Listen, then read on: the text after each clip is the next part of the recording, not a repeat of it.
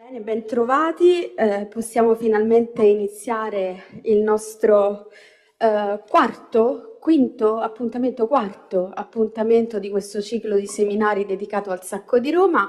Oggi abbiamo la fortuna di avere un doppio appuntamento e quindi di poter accogliere due relatori, una relatrice, anzi due relatrici, la prima relatrice sarà a distanza, mentre la seconda è qui in sala con noi. E io mi accingo dunque subito a presentare la prima delle nostre relatrici, che è Silvia Ginsburg, che interverrà con una presentazione dal titolo Il Sacco di Roma del 1527, la storia dell'arte, in cui la professoressa Ginsburg, a partire dal volume di André Chastel dedicato al Sacco di Roma, un volume che ricordiamo lo abbiamo scoperto grazie all'interessantissimo seminario di Michel Hockman proprio su questo tema, un volume pubblicato nel 1983 e soprattutto anche attraverso lo studio della fortuna appunto negli studi sulla cultura figurativa del Cinquecento. Ecco, l'intervento della professoressa Ginsburg mira a rimisurare il peso di quella cesura storiografica sulla lettura della storia della maniera oggi, e soprattutto a proporre una serie di possibili chiavi di lettura di una stagione su cui ovviamente negli ultimi tempi lo sguardo è radicalmente mutato. Introduco quindi la nostra relatrice Silvia Ginsburg, che insegna storia dell'arte moderna all'Università di Roma 3. Lavora su molti temi interessantissimi per questo seminario e per molto altro. In particolare ha dedicato molta attenzione, una grande attenzione ai nessi tra vicende figurative e contesti critici nel XVI e XVII secolo, dedicando molti studi per esempio a Giovan Battista Gucchia, Annibale Carracci, Raffaello e Perin del Vaga. Un altro importante filone della ricerca di Silvia Ginsburg è l'attenzione per la rilettura delle vite di Vasari, dalla loro genesi ma anche all'interpretazione critica e alla fortuna. Si è dedicata a lungo alla storia della maniera e naturalmente ai suoi presupposti, studiando protagonisti assoluti come Perin del Vaga, Polidoro, Maturino e il giovane Beccafumi, e poi al rapporto tra le opere e le fonti nel XVII secolo, con particolare riferimento alla cultura definita classicista.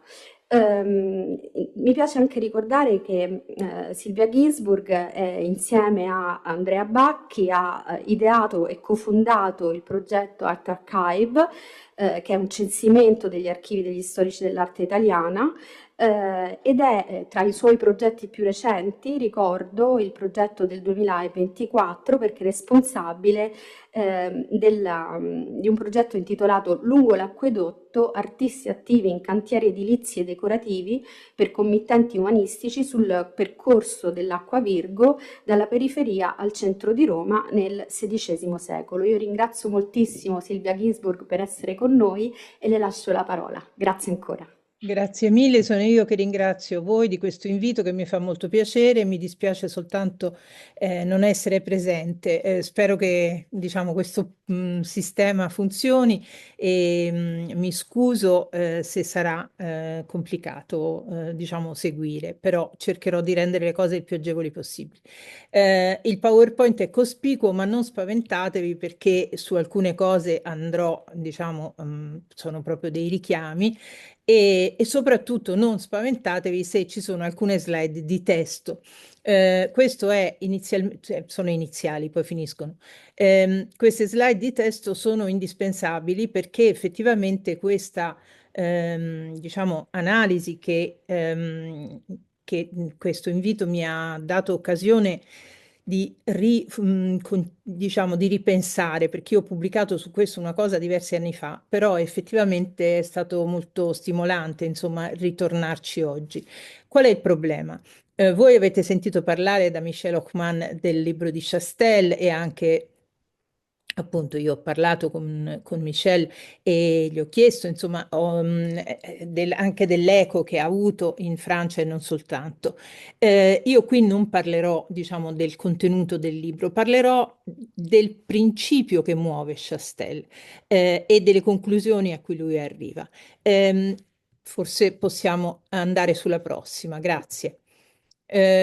Ora, diciamo, le conclusioni a cui Chastel arriva, l'avrete capito, è che di fatto il sacco del 27 è per la storia dell'arte una cesura molto profonda, non soltanto per, diciamo, l'effetto sui singoli artisti, che hanno evidentemente subito la violenza di questo episodio tragico e drammatico, ma anche per, diciamo, perché cade in un momento in cui, a parere di Chastel, si aveva a Roma una nuova fioritura, diversa nelle forme, nello stile e anche diciamo, nel rapporto con i grandi maestri e con la cultura antica, rispetto a quella che era stata, diciamo, l'arte dell'inizio del secolo. Cioè, Chastel è persuaso che, adesso lo vediamo, esista uno stile clementino, dove Clementino, lo sapete già, sta per Clemente VII Medici, e che questo stile clementino abbia avuto una fioritura molto, insomma, veramente straordinaria, stroncata dal sacco. Ora, vorrei soltanto dire che quando ho studiato questo problema mi sono resa conto, ma in realtà ero stata diciamo, instradata da un riferimento di un saggio di Enrico Castelnuovo, mi sono resa conto che in realtà Chastel, ehm, che pubblica il libro sul sacco, lo sapete, nell'83, in Francia tra l'altro un anno dopo, lo pubblica in Italia e lo pubblica negli Stati Uniti, era in inglese, insomma, ed era il risultato delle Mellon Lectures, ma era il risultato di un corso che lui aveva tenuto al Collège de France all'inizio degli anni 70. Io penso che, diciamo, i moti del 1968 a Parigi abbiano avuto un ruolo nella, diciamo, maniera in cui Chastel si approccia all'evento tragico, del sacco. E questo passo che vi ho messo nella slide mi sembra che lo mostri. Lui ha questo senso di un evento storico, naturalmente, un accadimento. Circostanze come quelle del 1527 pongono l'individuo in stretta dipendenza dalla psicologia collettiva. C'è l'idea che un evento storico possa, diciamo, coinvolgere intanto tutti in qualche modo e produrre delle conseguenze molto profonde nella cultura. Questo è un presupposto, diciamo, legato al presente, ma di cui bisogna tenere conto. La prossima. L'altra cosa di cui bisogna tenere conto, naturalmente, è il rapporto con il presente di Chastel dal punto di vista degli studi. E questo è interessante perché Chastel ha delle idee molto chiare sui rapporti tra Roma e Firenze, ha delle idee molto chiare su quello che, come vi dicevo, è la stagione clementina e attinge in realtà a una bibliografia piuttosto ristretta, soprattutto, adesso non voglio ripetere cose che ho già pubblicato, ma è interessante vedere quello che Chastel, pubblicando il suo libro all'inizio degli anni Ottanta, non considera e evidentemente non aveva considerato nemmeno nelle Mellon Lectures del 77, cioè non considera la grande stagione di studi su Roma, che era stata condotta dai sommi conoscitori attivi in Inghilterra diciamo dagli anni 30 e poi negli anni 40 e 50, cioè eh, ha una bibliografia piuttosto selezionata, si riferisce al libro di Friedberg per quanto riguarda, diciamo, la storia dell'arte, ma poi non lo segue nelle interpretazioni. Si riferisce naturalmente a Sherman, al saggio Maniera as an Aesthetic Ideal, che era l'intervento di Sherman al Congresso internazionale di storia dell'arte di New York del 61, e si riferisce ai libri di Briganti, cioè alla tesi di laurea di Briganti su Pellegrino Tibaldi e il manierismo di Pellegrino Tibaldi e al libro di Briganti del 61, La maniera italiana. Cosa trae da questa bibliografia Chastel? Delle idee che sono però sue. Per esempio l'idea, qui vi metto delle citazioni, su Giulio, che come sapete Giulio Romano va a Mantova nel 24, quindi Giulio è fuori dal sacco ed è anche fuori da quello che Chastel identifica come stile clementino, cioè Giulio Romano non intercetta Parmigianino, questo è molto importante, non lo intercetta a Roma. Eh, Giulio Romano va a Mantova e secondo Chastel in quel momento a Roma, cito, l'eredità di Raffaello avrebbe in un certo senso perso terreno e sarebbe cambiata di mano. Oppure ancora, Polidoro si era poco a poco svincolato dall'idea di Raffaello di uno stile puro. C'è, diciamo, in Chastel una convinzione molto ferrea sul fatto che gli allievi di Raffaello determinano una rottura, e questo ben si comprende, ma che questa rottura in qualche modo significa svincolarsi da Raffaello stesso. Ora noi oggi abbiamo un'idea molto diversa di Raffaello rispetto a quello che aveva Sherman e abbiamo un'idea di Raffaello molto più, diciamo, ricca di, se posso dire, sviluppi sul Raffaello tardo, cioè molto più complessa, molto più attenta agli sviluppi del Raffaello tardo, che ci permette anche di comprendere come in realtà più che di rottura si possa parlare di una diciamo, evoluzione molto significativa che comprende anche delle rotture, ma non così tanto antitetica rispetto alle ricerche di Raffaello stesso. E quindi, diciamo, quest'idea di Chastel che lo stile clementino sia non stare né sotto Raffaello né sotto Michelangelo, laddove invece mi sembra che oggi noi pensiamo che in quella congiuntura che adesso vedremo si verifica effettivamente tra il 24 e il 27, sono proprio Michelangelo, Raffaello e l'antico i poli di riferimento. Passiamo alla prossima.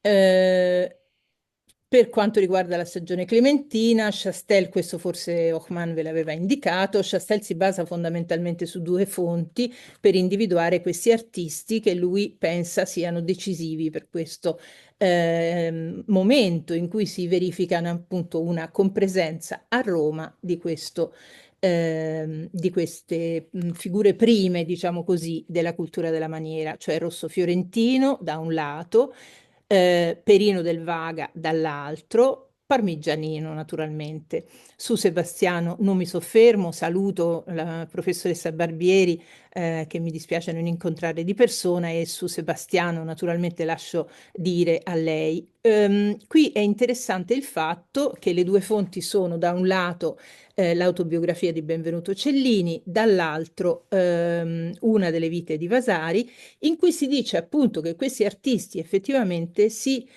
conoscono il passo della vita dell'Appoli, che esce nella giuntina. Come vedete, cita anche assieme a Perino e a Rosso Fiorentino Giulio Romano. Giulio Romano significa che siamo prima dell'ottobre del 24 e quindi c'è questo momento che deve corrispondere poi ai mesi centrali dell'anno perché è presente Parmigianino, è già presente Parmigianino che arriva probabilmente nella Pasqua ed è ancora presente Giulio Romano. Quindi dal 24, la prossima, grazie, c'è questa, diciamo, la prossima, grazie. Grazie. C'è questa congiuntura. In questa rete di relazioni che Chastel, diciamo, trae dalla lettura delle fonti, lo studioso francese però privilegia una lettura decisamente e esplicitamente fiorentinocentrica, cioè lui ritiene che il grande sviluppo che si ha in questo momento sia dettato dal fatto che a Roma arriva Rosso Fiorentino. La presenza di Rosso è fondamentale, scrive Chastel, già che ci consente di pensare che il protomanierismo incominciasse a subentrare al raffaellismo romano. È un'idea, diciamo, oggi a mio modo di vedere, veramente non più in nessuna maniera condivisibile, è un'idea che a Roma, diciamo, dominava Raffaello. C'è stato un salto che forse non chiedevo, bisogna tornare, grazie. A Roma dominava Raffaello e invece il manierismo viene da Firenze, Chastel lo chiama proto-manierismo, ma di fatto il senso è questo, cioè ci voleva Rosso per capire il rapporto, diciamo, che questi artisti che noi chiamiamo della maniera imbastiscono con Michelangelo, perché Raffaello in qualche modo e la sua eredità agli occhi di Chastel impedivano di vedere il peso dell'eredità di Michelangelo. È un'idea molto orientata appunto in un senso toscanocentrico, ma è anche un'idea che appunto non corrisponde più non solo a Raffaello e al raffaellismo, all'idea di Raffaello e del raffaellismo che abbiamo oggi, ma non corrisponde più nemmeno all'idea di Michelangelo che abbiamo oggi. Quindi Chastel parla di una toscanizzazione ed è un'idea appunto che a suo modo di vedere è questa fiorentinizzazione, toscanizzazione che determina questo sviluppo. La prossima, sviluppo che va in crisi appunto a suo modo di vedere nel 27. Ora, in realtà, appunto, vi dicevo, Chastel segue molto i testi di Briganti. Chastel era molto amico di molti italiani, studiosi italiani, era molto stimato dagli studiosi italiani. Il rapporto con Longhi era un rapporto, diciamo, di scambio e colpisce dunque vedere come in realtà lo stesso Longhi, a distanza di tempo, cambia parere, cioè mentre in un contributo che esce nel 53 che si chiama, mi pare, ne ricordo i manieristi, non mi ricordo, ma insomma comunque un contributo del 53 su questi manieristi che vengono definiti come dei nevrotici sostanzialmente. Ehm, Invece nel 64, intervenendo su due opere di Daniele da Volterra, Longhi stesso cambia idea. Si capisce che ha letto i suoi, diciamo, cataloghi dei disegni di Raffaello e del British Museum curati da Popham e da Pouncy. Si capisce che ha uno sguardo su, diciamo, anche su Foss di nuovo più consapevole e scrive questo passo che invece mi sembra condivisibile al 100%. Questa raffaellizzazione di Michelangelo, scrive Longhi, e ben si intende del Michelangelo prima del giudizio, comincia nello studio di Raffaello stesso e poi va avanti a fare degli esempi fino appunto alle logge. La prossima. Ora, eh, la nostra idea della maniera, almeno la mia, ma io non credo di essere la sola, insomma, io ho una fortissima percezione di un cambiamento di visione che è in qualche misura generazionale, dove per generazione si intende, diciamo, una generazione di studi, non una generazione biografica. Io credo che noi oggi leggiamo tutti i secoli come in maniera nuova, ma certamente il Cinquecento e certamente la maniera. E questo cambiamento di sguardo così profondo che rende, almeno a me pare, Chastel in fondo un testo così lontano, è legato ad alcuni eventi. Uno di questi è certamente il restauro della Volta della Sistina, che è stato, diciamo, una bomba dal punto di vista del rapporto con i testi fondamentali della maniera. Vi mostro qui un dettaglio solo per memoria. Il restauro delle lunette, come sapete, precedette il restauro del soffitto in senso proprio e si svolse nei primissimi anni '80. La prossima, per favore. Questo restauro ha determinato la possibilità di improvvisamente vedere un Michelangelo del colore che era, diciamo, pressoché a tutti inimmaginabile.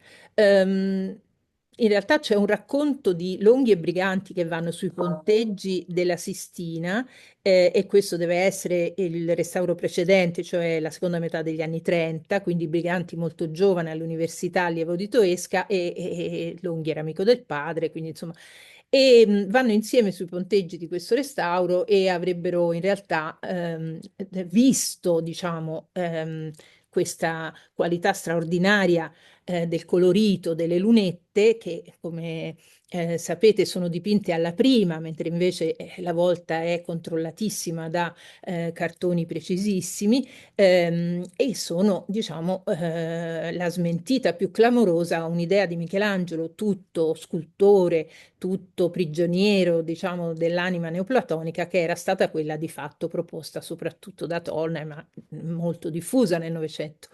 La prossima, per favore. Credo che questa lettura, diciamo, della maniera con cui oggi noi possiamo, diciamo, cimentarci come prima non si poteva, è molto figlia dell'impressione data da quel restauro, o meglio, non si sarebbe potuta avere senza quel restauro.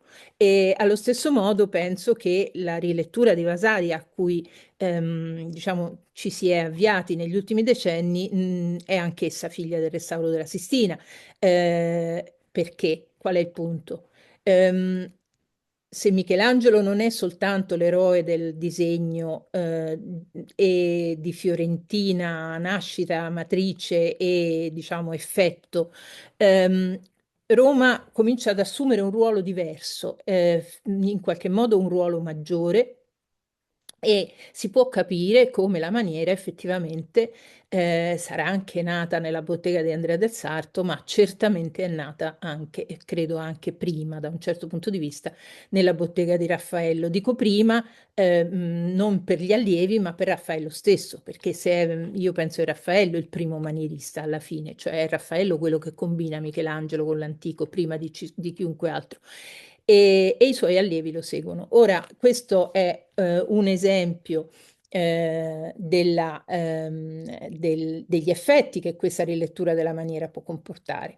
L'idea di Chastel, la vulgata, che in qualche modo dal libro di Chastel è derivata, cioè che avere diciamo, l'arrivo di Rosso e l'arrivo di Parmigianino, cioè due presenze esterne, permettono a Roma di scoprire questo nuovo linguaggio che poi appunto il Sacco interromperà, queste ricerche che poi il Sacco interromperà, mi pare smentito clamorosamente da questo esempio. Questa è la loggetta dell'appartamento del Cardinal Bilbiena, la prossima per favore. Questo è un esempio che io ho già fatto, ma mi sembra molto eloquente. Questo è un dettaglio del soffitto, la prossima per favore.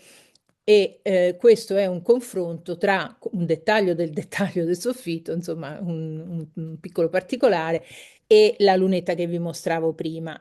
Questo piccolo particolare è certamente Polidoro, la prossima per favore, che studia la volta e fa capire come in realtà è Polidoro per il confronto, mi pare serratissimo con questo disegno famoso della Schmolian, disegno che si tendeva a collocare alla metà degli anni 20, appunto si tendeva a collocare dopo l'arrivo di Parmigianino a Roma nel 24. In realtà Achim Nanna aveva già proposto un'anticipazione, giustamente, anche perché non so se lo vedete in questa foto, la foto è molto sgranata, ma questa figura seduta sulla sinistra, vestita di rosa, proprio all'estrema sinistra, è poi sempre la stessa figura di Michelangelo vista da tergo, di profilo, eccetera. Quindi ehm, siamo per certo nel 1516, perché le date della decorazione dell'appartamento di Bibbiena sono sicure, fissate dalle lettere di Bembo. Quindi vuol dire che già al 16, molto prima dell'arrivo di Parmigianino, Polidoro, un allievo di Raffaello, poteva fare i conti con Michelangelo con questo esito di allungamenti così significativi che tendenzialmente invece gli studi tendono a, appunto, sono portati a ritenere un esito che deve attendere l'arrivo del Mazzola a Roma. La prossima, per favore. La prossima ancora, perché non c'è tempo di leggerlo, ve lo racconto, è un passo di Vasari della vita di Rosso Fiorentino in cui sostanzialmente Vasari stronca questa opera. Questa è la Cappella Cesi di Santa Maria della Pace ed è una stroncatura molto impressionante perché Rosso Fiorentino naturalmente è un artista che Vasari stima e però giudica questa prova una prova fallimentare anche perché si trova accanto alle Sibille Chigi di Raffaello e il senso del passo di Vasari, che però vi potete andare a recuperare nella vita di Rosso di Vasari, è che questo artista arrivato a Roma si confonde davanti a Michelangelo, non è capace cioè di non sottostare in qualche modo a questa forza d'impatto che è il confronto con la volta della Sistina. La prossima, per favore. Questa è la fronte della cappella, questi sono i dettagli. Il giudizio di Vasari che cosa significa secondo me? Significa che quello che Rosso ha fatto agli occhi di Vasari è di fare i conti con Michelangelo senza la mediazione di Raffaello. Ma in realtà, se andiamo a vedere, Rosso ha usato delle mediazioni. La prossima, per favore. E lo si capisce bene confrontando la Cappella Cesi con il dipinto che vedete sulla destra, cioè Mosè e le figlie di Jetro. La parola Jetro se n'è andata, ma esisteva, che è un dipinto degli Uffizi che si data subito prima della partenza per Roma, al 24, che è naturalmente un'opera che dialoga strettamente con il cartone della battaglia di Cascina, che non abbiamo più, ma di cui abbiamo la copia di Aristotele da San Gallo. La prossima, per favore.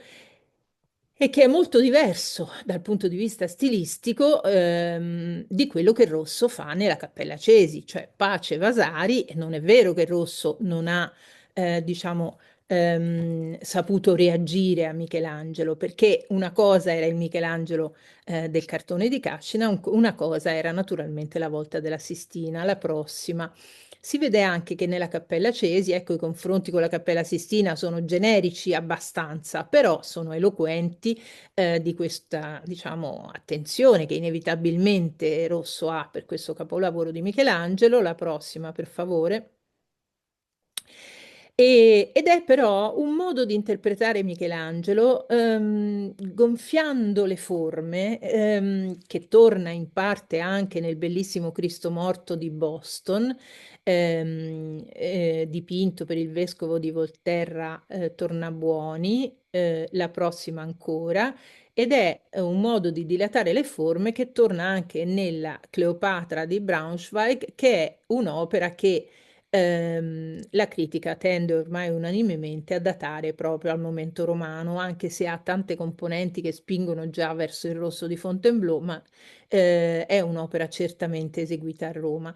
Andiamo avanti di una, grazie, la prossima. Allora, è stato visto che la Cleopatra viene da un modello antico e solitamente viene messa in relazione con la scultura. Io adesso avrei bisogno della prossima e poi di tornare indietro, mi dispiace. Ancora un'altra? Niente, non c'è verso. Ancora un'altra, l'ho montato male io. Vabbè, basta. Torniamo indietro. Non c'è. Allora, viene messo, grazie, ancora indietro di una. Viene messo solitamente in relazione con la scultura della presunta allora Cleopatra che si trova in Vaticano, scultura che era entrata nelle proprietà di Giulio II. Penso invece che la fonte, però non vorrei che fosse saltata la slide. Comunque, il confronto lo potete fare anche con i vostri cellulari. Se cercate la Cleopatra del Vaticano, vedrete che la Cleopatra del Vaticano ha la testa in una posizione diversa. Questa Cleopatra di rosso penso che piuttosto venga da questa magnifica statua che si trovava agli Uffizi fino a poco fa e adesso è stata restituita al Museo Archeologico di Firenze, che ho potuto ricostruire. Si trovava in origine nel giardino di Angelo Colocci. Colocci era un umanista amico di Raffaello e che commissiona ai suoi allievi Polidoro, seguaci, diciamo, Polidoro allievo, Maturino seguace, una decorazione. Passiamo alla prossima. Questa scultura si trovava appunto nel giardino testimoniata da questa incisione. Andiamo avanti di una. E per Colocci era stata riformulata, diciamo così, rispetto al modello antico, la testa e il braccio che vedete qui, che sono stati attribuiti da Gasparri all'allievo di Raffaello Lorenzetto.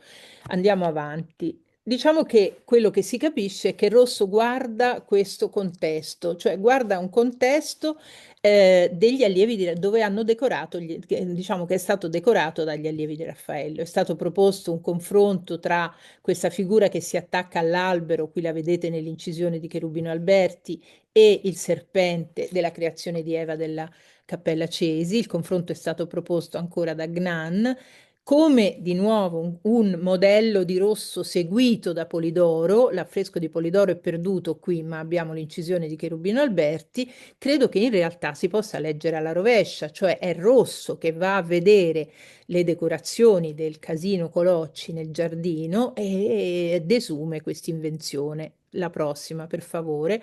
Quelle decorazioni di cui vedete qui uno degli esempi che sono rimasti, che sono oggi al Museo di Roma, si datano per ragioni di stile all'inizio degli anni 20, proprio all'inizio 2021, anche per ragioni legate alla biografia di Colocci. La prossima, per favore. E vedete che questa bellissima Arianna di Polidoro potrebbe aver avuto una funzione anche per questo modo di interpretare Michelangelo attraverso l'antico che Rosso ripropone a Roma. Cioè è chiaro che la componente michelangiolesca è ben, diciamo, ben osservata di nuovo da Polidoro, ma è una componente che in Polidoro diventa più naturalistica e in qualche modo rende la statua antica più vera. È qualcosa, una ricerca che va in direzioni anche con esiti diversi da Rosso, ma che credo che Rosso abbia potuto guardare con attenzione. La prossima, per favore. Ditemi quanti minuti ho, così mi regolo.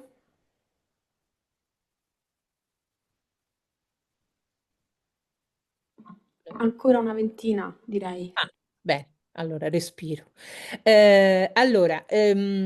Rosso a Roma è straordinariamente attivo sul fronte dell'incisione ed è, diciamo, per Jacopo Caraglio, Gian Giacomo Caraglio, che esegue questi disegni della serie delle divinità delle nicchie, la prossima per favore, in cui vedete che è un momento di stile piuttosto simile, e è per una diversa serie di Caraglio che avvia appunto una attività che verrà appunto stroncata in qualche modo proprio dal Sacco. Nella vita di Perino, Vasari lo racconta, quindi viene il Sacco, viene la rovina di Roma, Perino stesso si trova a scappare con la moglie e la figlia. E leggo il passo. Passate le furie del Sacco, quindi dopo il maggio del 27, ma siamo ancora nel 27, Perino era sbattuto talmente per la paura che gli aveva ancora che le cose dell'arte si erano allontanate da lui. Fece niente di meno per alcuni soldati spagnoli, tele a guazzo ed altre fantasie, e rimessosi in assetto viveva come gli altri poveramente. Quindi è una testimonianza molto vicina, proprio perché ci sono ancora i soldati spagnoli a Roma. Era rimasto il Baviera che teneva le stampe di Raffaello, che non aveva perso molto, e per l'amicizia che gli aveva con Perino per intrattenerlo, gli fece disegnare una parte di storie quando gli dei si trasformano per conseguire i fini dei loro amori. Andiamo avanti, la prossima. Questa è la serie celeberrima degli Amori degli Dei, avviata da Rosso. Qui a sinistra vedete una delle scene disegnate da Rosso e poi portata avanti per la più parte da Perino, che vedete sulla destra. La prossima, per favore. Vedete che Perino diciamo, è molto difficile, una seriazione interna di queste stampe è molto complicata, cioè uno sviluppo stilistico si percepisce, ma è molto, molto difficile metterle in una sequenza ordinata. Certo, Perino si capisce che qui sperimenta quella combinazione di Raffaello e di Michelangelo che sarà poi quella che farà di lui il riferimento maggiore di fatto della cultura della maniera della generazione successiva. Andiamo avanti di una. Qui vedete un esempio celebre, cioè la scena, l'invenzione che si conserva, il disegno di Perino qui si conserva, scusate le scritte Alami, ma non ho trovato la stampa di Caraglio libera da queste pecette e si conserva il disegno al British Museum, un disegno magnifico, molto finito a pietra rossa, chiaramente il rapporto con la libica è palese ed è un'invenzione che qui la funzione delle stampe in questo momento è evidentemente cruciale, è un'invenzione la prossima che viene immediatamente, direi, proprio immediatamente ripresa da Parmigianino in un dipinto celebre di cui adesso, celeberrimo, di cui adesso vedremo l'intero, questo è un dettaglio, cioè la visione di San Girolamo che si trova oggi alla National Gallery di Londra e che è il dipinto che Parmigianino stava eseguendo quando sono arrivati i lanzichenecchi. Lo racconta Vasari, adesso vedremo il passo. Eh, il debito, diciamo, anche qui bisogna capire come leggiamo questo rapporto. Si può leggere come un'invenzione di Parmigianino che Perino riprende, ma credo che il rapporto con la libica della figura di Perino mostri che bisogna pensare che è Perino che segue Michelangelo e Parmigianino che lo riprende.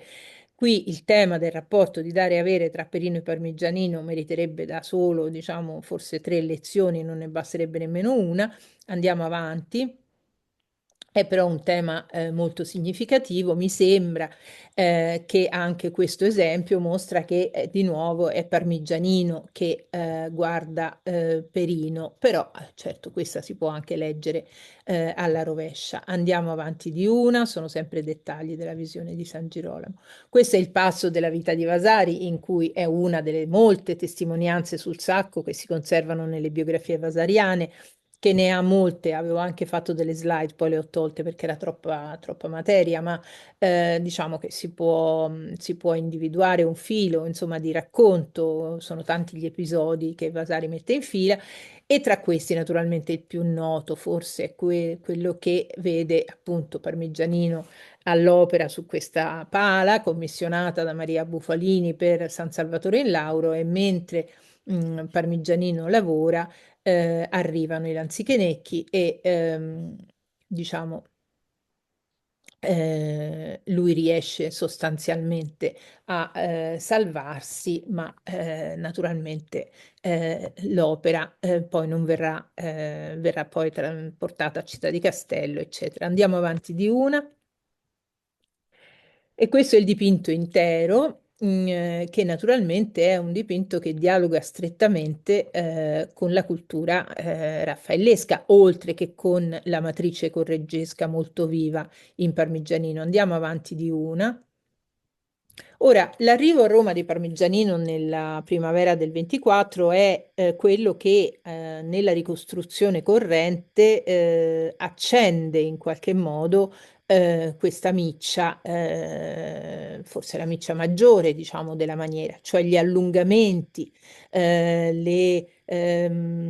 diciamo, il gusto per certi effetti, diciamo, ottici quasi da capogiro che Parmigianino riesce a creare, sono considerati appunto per tutto il Novecento, insomma, la vera Fons et Origo di una certa qualità della ricerca stilistica che noi chiamiamo manierista. Andiamo avanti di una. Queste, scusate, no, scusate, torniamo indietro un momento. Queste sono le diciamo, Parmigianino arriva a Roma accompagnato dallo zio e ha, non sappiamo per quali tramiti, ancora non mi pare sia stato capito, comunque il datario del Papa Clemente VII, che era Gian Matteo Giberti, vede le sue opere e lo presenta al Papa, e il Papa si innamora di questo artista che viene considerato da subito un Raffaello redivivo. Parmigianino è molto giovane e dona al Papa appunto le opere e porta a Roma le opere che vedete. Andiamo avanti.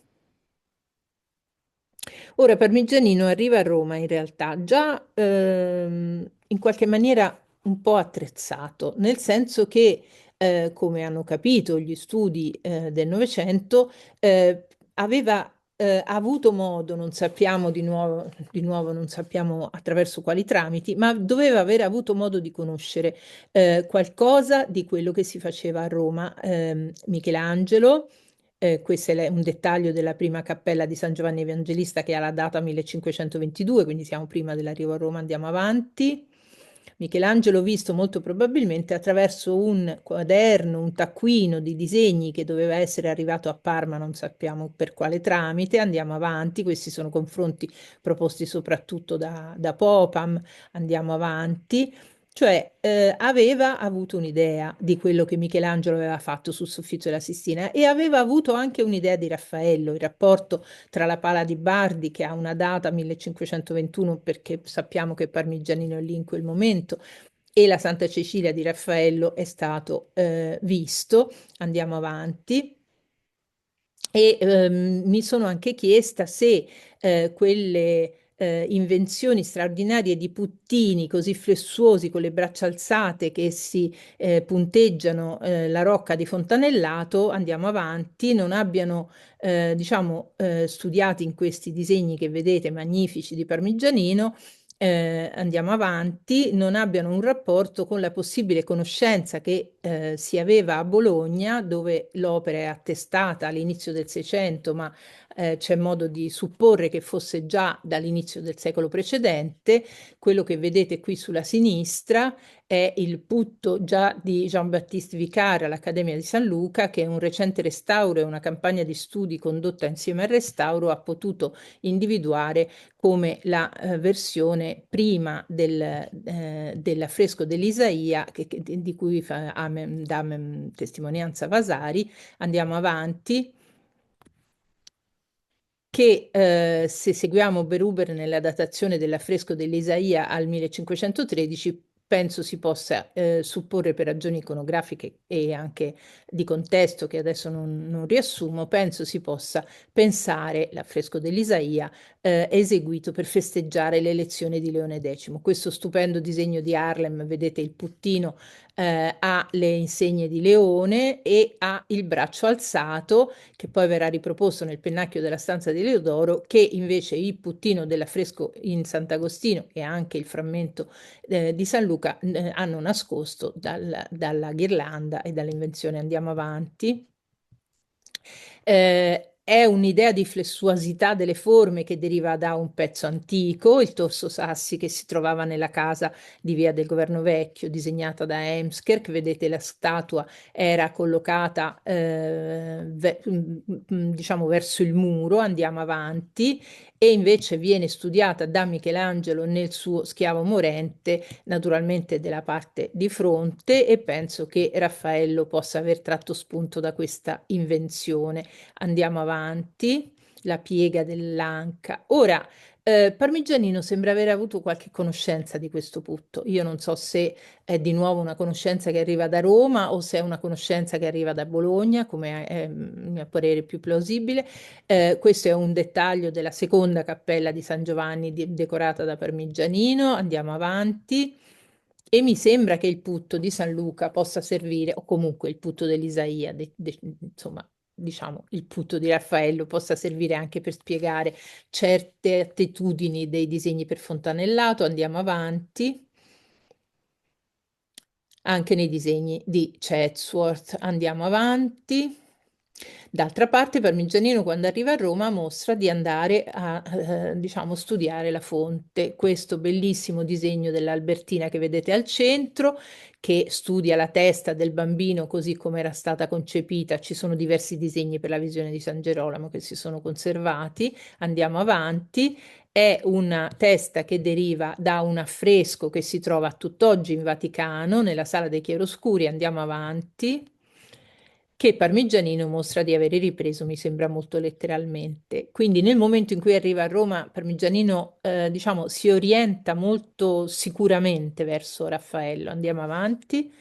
E nello stesso tempo, naturalmente, è interessante verificare come nella Sala dei Pontefici, dove Parmigianino avrebbe dovuto lavorare secondo la ricostruzione fin da principio, poi non fa gli affreschi che aveva supposto, ci sono dei dettagli di monocromo che sono molto sciupati e molto ridipinti, ma che andiamo avanti, riprendono anche quelli il putto, il volto del San Giovannino della Sala dei Chiaroscuri. Il San Giovannino della Sala dei Chiaroscuri ha una data, inizio 1517, e gli affreschi della Sala dei Pontefici sono stati eseguiti da Giovanni da Udine e da Perino nel 1520-21. Diciamo che ci sono mille riferimenti a Leone X, quindi è ancora vivo Leone X.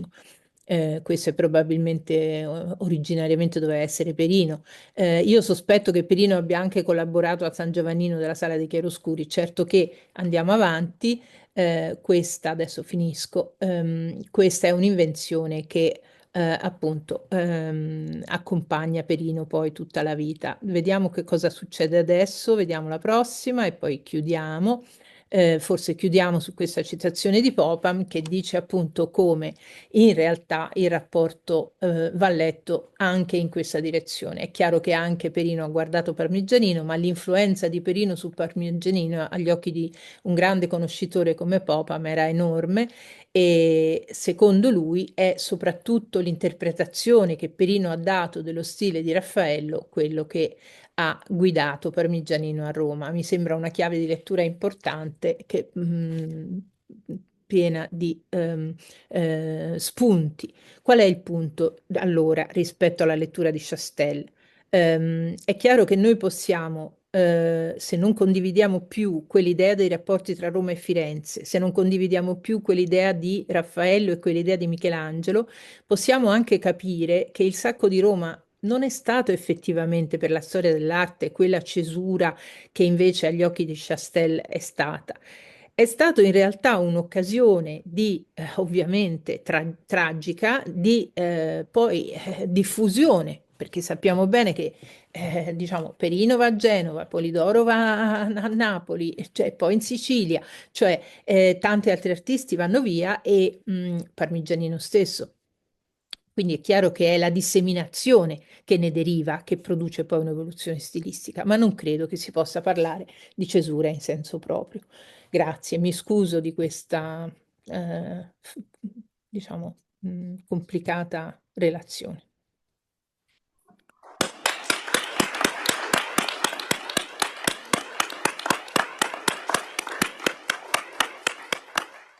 Grazie moltissimo a Silvia per questo interessantissimo intervento che dialoga, direi, perfettamente con la presentazione che abbiamo già ascoltato di Michel Ockman e quindi che sicuramente ci darà modo di riconsiderare tutta una serie di spunti, penso in particolare al carattere autobiografico su cui Michel Ockman ci ha fatto riflettere abbondantemente del lavoro di Chastel sul sacco.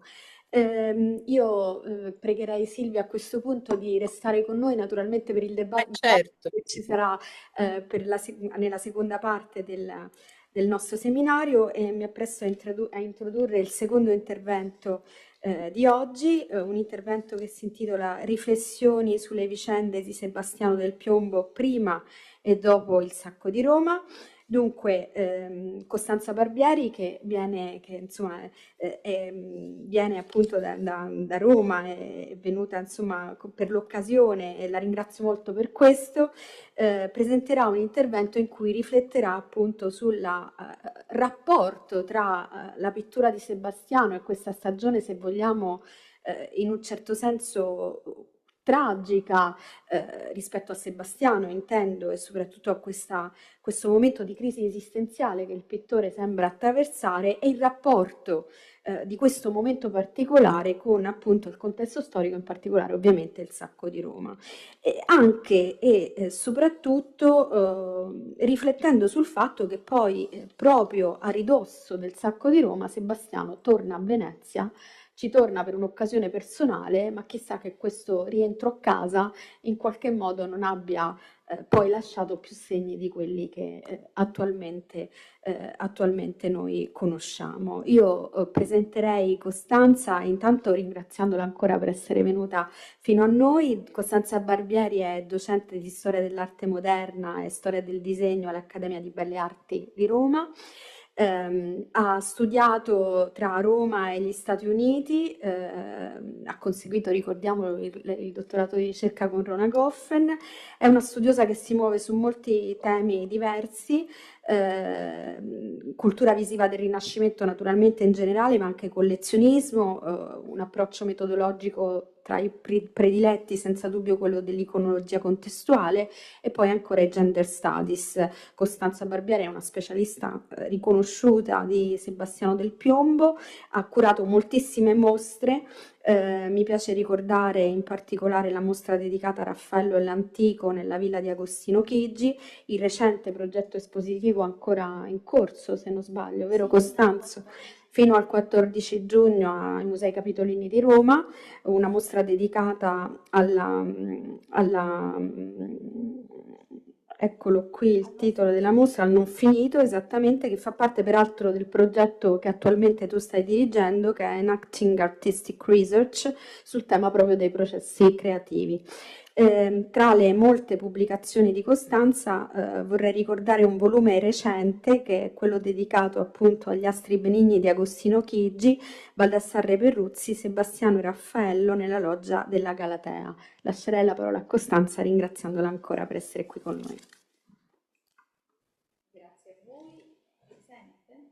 No, ti conviene Ecco. qui Costanza perché così puoi Ah, gestirti perfetto. il PowerPoint tranquillamente. Ecco, e qui hai il microfono già acceso. Allora, salve a tutti, è un piacere mio essere venuti qui a Venezia in questa sala spettacolare, devo dire che veramente riempie il cuore sul Canal Grande, quindi un luogo eccezionale che tutti dovremmo vedere e frequentare più spesso. Allora, io sono molto felice di questa opportunità di ragionare sul tema del ritorno di Sebastiano a Venezia, difficilmente collocabile, nel senso che non abbiamo, purtroppo non esiste, forse non c'è nessuna documentazione di attività veneziane di Sebastiano dopo la fuga da Roma, da Orvieto, è però testimoniata la sua presenza qui a Venezia. E adesso ci arriviamo ragionando su questo periodo di circa 6 mesi, forse poco più, della sua permanenza qui dopo il sacco di Roma. Io ho voluto scegliere questo disegno che è stato un po' un fallimento perché io mi ero proposta di fare un approfondimento proprio nell'occasione di questo seminario per dare un po' più un senso a questo disegno che è noto, è sul verso di uno studio della testa dell'Arrotino che Sebastiano ha utilizzato. Andiamo avanti.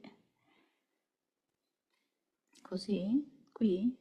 Sì, che ha utilizzato per preparare e studiare la figura di San Pietro per la Cappella Borgherini, il catino della Cappella Borgherini in San Pietro in Montorio, sto parlando del recto, e sul verso vediamo questa meravigliosa figura che cammina tirandosi i capelli e che è catalogata nella British Museum come donna. Io ci metterei un punto interrogativo perché non mi sembra proprio donnesca, però è tutto da studiare, che incede curva a capo chino tirandosi i capelli, con gesto disperato, mi sembra evidente, una pietra nera con lumeggiature a biacca in gran parte svanite, carta preparata azzurrina che purtroppo in questo disegno non emerge. Ecco, questo mi sembrava un disegno emblematico di un momento tragico, di disperazione.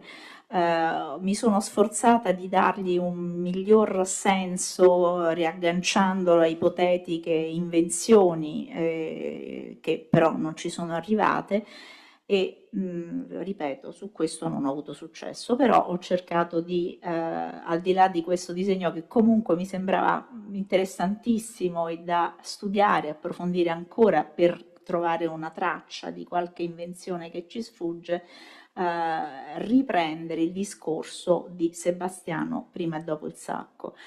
Ecco, mi è sembrato molto stimolante quanto ha appena detto Silvia Ginsburg sul tema del manierismo fiorentino e del manierismo romano. Ecco, Roma ha sempre questa dimensione un po' defilata, insomma, sembra che quasi tutto succeda da altre parti e poi arrivi a Roma. Quindi su questo mi sembra molto interessante in parallelo valutare il ruolo di Sebastiano, che è il primo che si associa con Michelangelo e deve contemperare la sua formazione veneziana, che è sempre presente e forte, con il rapporto e l'ammirazione con Michelangelo. Quindi forse anche lui è come è stato Raffaello, che è stato influenzato da Michelangelo, anche Sebastiano fa parte di questa sorta di crogiuolo, no? Di invenzioni, di stimoli, di idee, che è Roma nel secondo decennio. Quindi mi sembra importante lanciare appunto,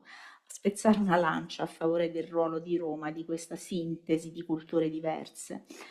A proposito del sacco, bisogna subito mettere, questo l'ho voluto fare anch'io, anche attingendo alle fonti che tutti conosciamo, cioè Vasari, le lettere poi di Michelangelo, le lettere poi di Sebastiano a Michelangelo, questa è una delle più significative del febbraio 1531, subito dopo il sacco.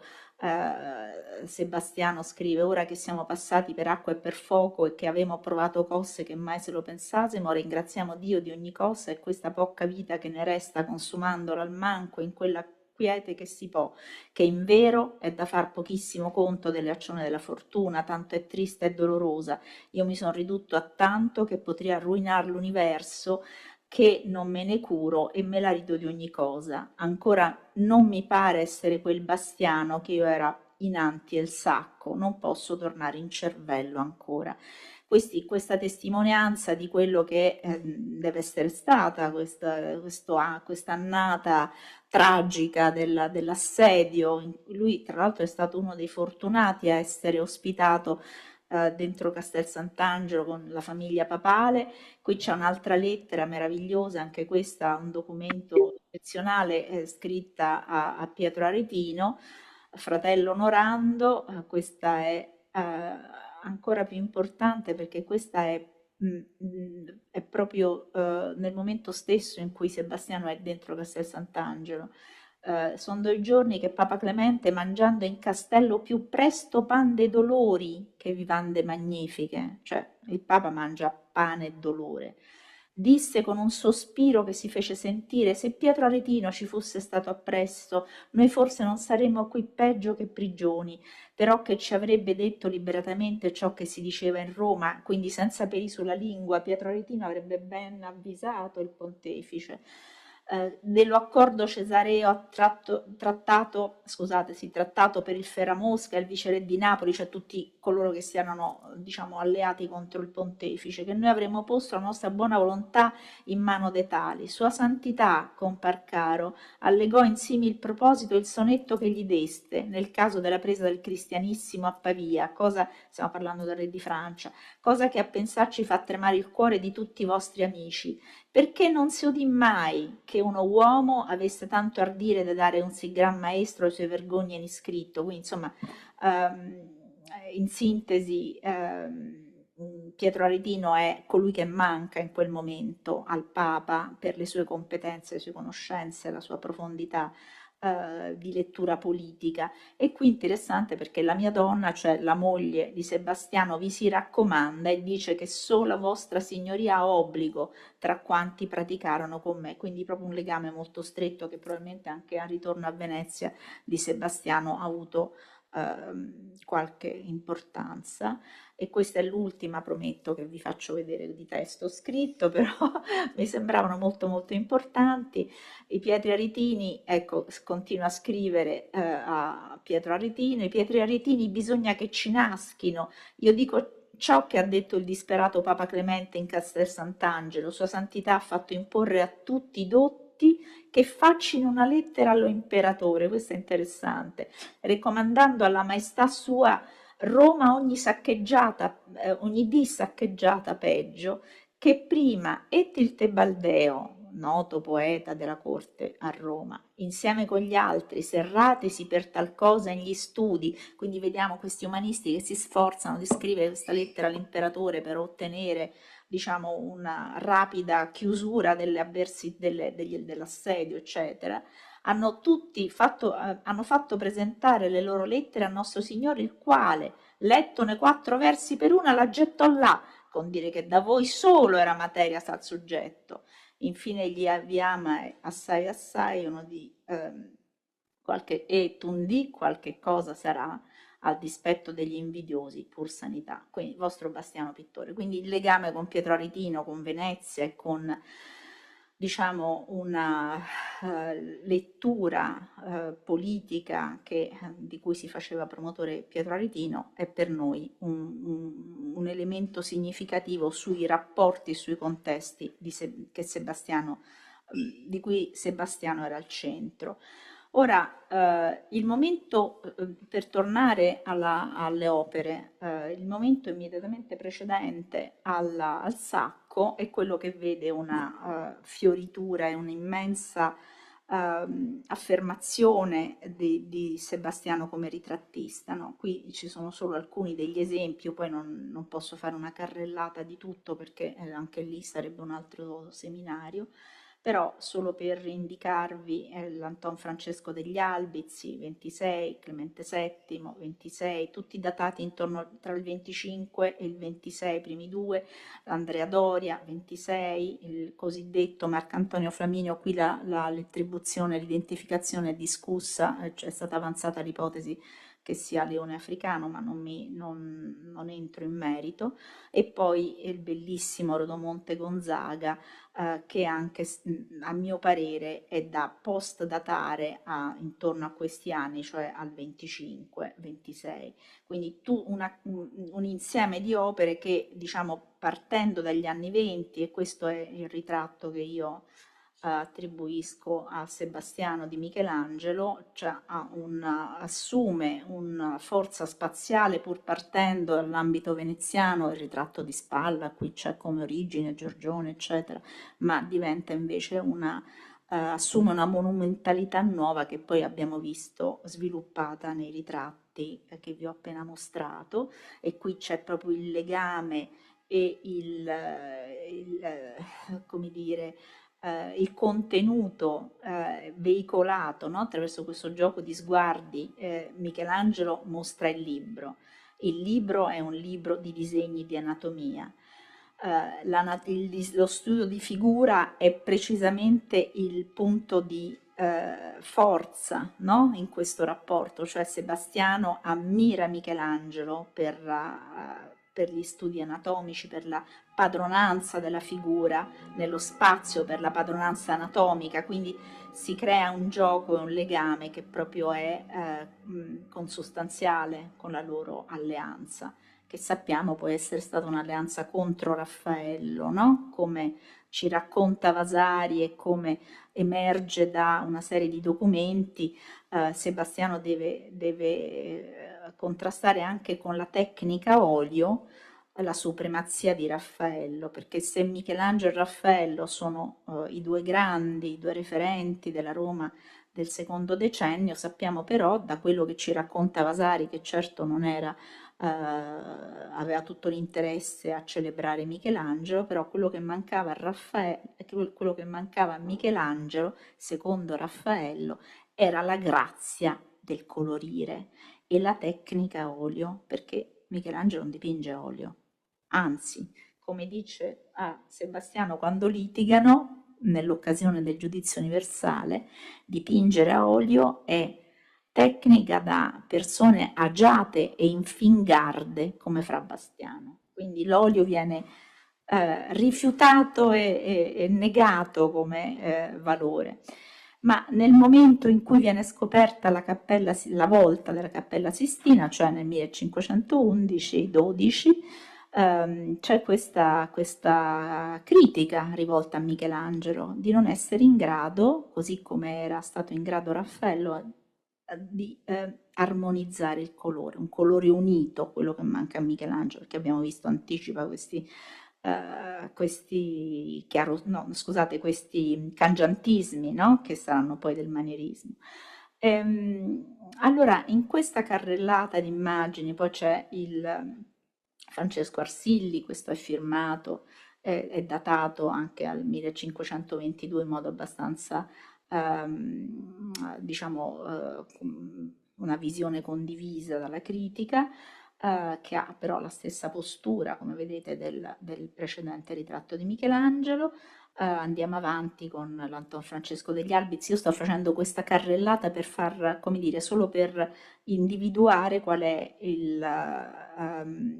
l'arrivo, cioè a quali risultati, no? In questa trionfale parata di ritratti è arrivato Sebastiano subito prima del sacco, e si fanno ritrarre non solo quelli che vi sto mostrando, ma ci sono anche altri ritratti di protagonisti del Sacco, come appunto Andrea Doria. Andrea Doria, che adesso non mi dilungo, ma insomma questo è stato studiato, ho studiato benissimo su questo rilievo che è una rappresentazione sintetica del ruolo del comandante della flotta papale, che poi però cambierà casacca e passerà all'imperatore. Appunto anche qui non ci si può dilungare, ma ecco, questo è il grande risultato della ritrattistica del Pontefice da parte di Sebastiano. Questo è il dipinto che ha le Gallerie Nazionali di Capodimonte, 1526. Questo è uno delle vette a detta di tutti gli studiosi della ritrattistica di Sebastiano a Roma immediatamente prima del Sacco, ed è un Clemente VII che vedremo a distanza di pochissimi anni invecchiato enormemente, irriconoscibile nei ritratti del 1531 di cui adesso vi parlerò.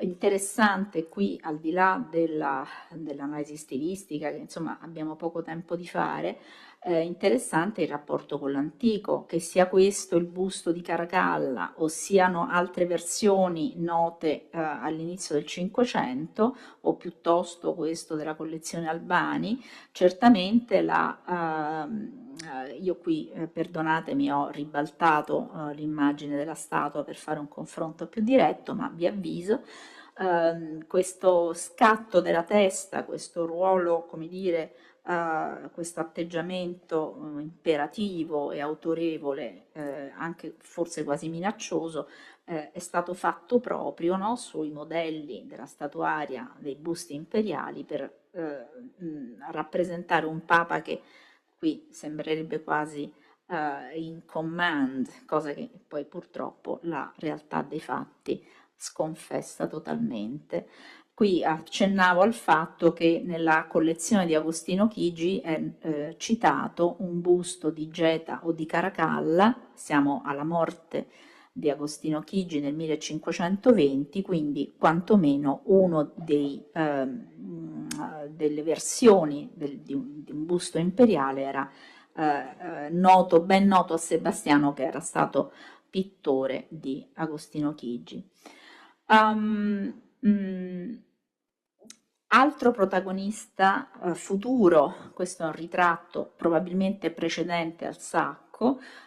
Io non concordo con la datazione di Mauro Lucco del 1513 per questo ritratto, perché seppure è presente la balaustra, mi sembra che abbia un'impostazione spaziale, anche questa collegata tra l'altro allo stesso busto di Caracalla che abbiamo visto prima, la chioma leonina con memore, no? della Anastolè di Alessandro Magno, e quindi dell'iconografia del condottiero, la mazza così come è presentata, la monumentalità, la tridimensionalità, il volume di questo busto che ruota, indicano a mio parere in una direzione diversa, e faceva, diciamo, ostava a questa ipotesi interpretativa l'identità di questo ritrattato.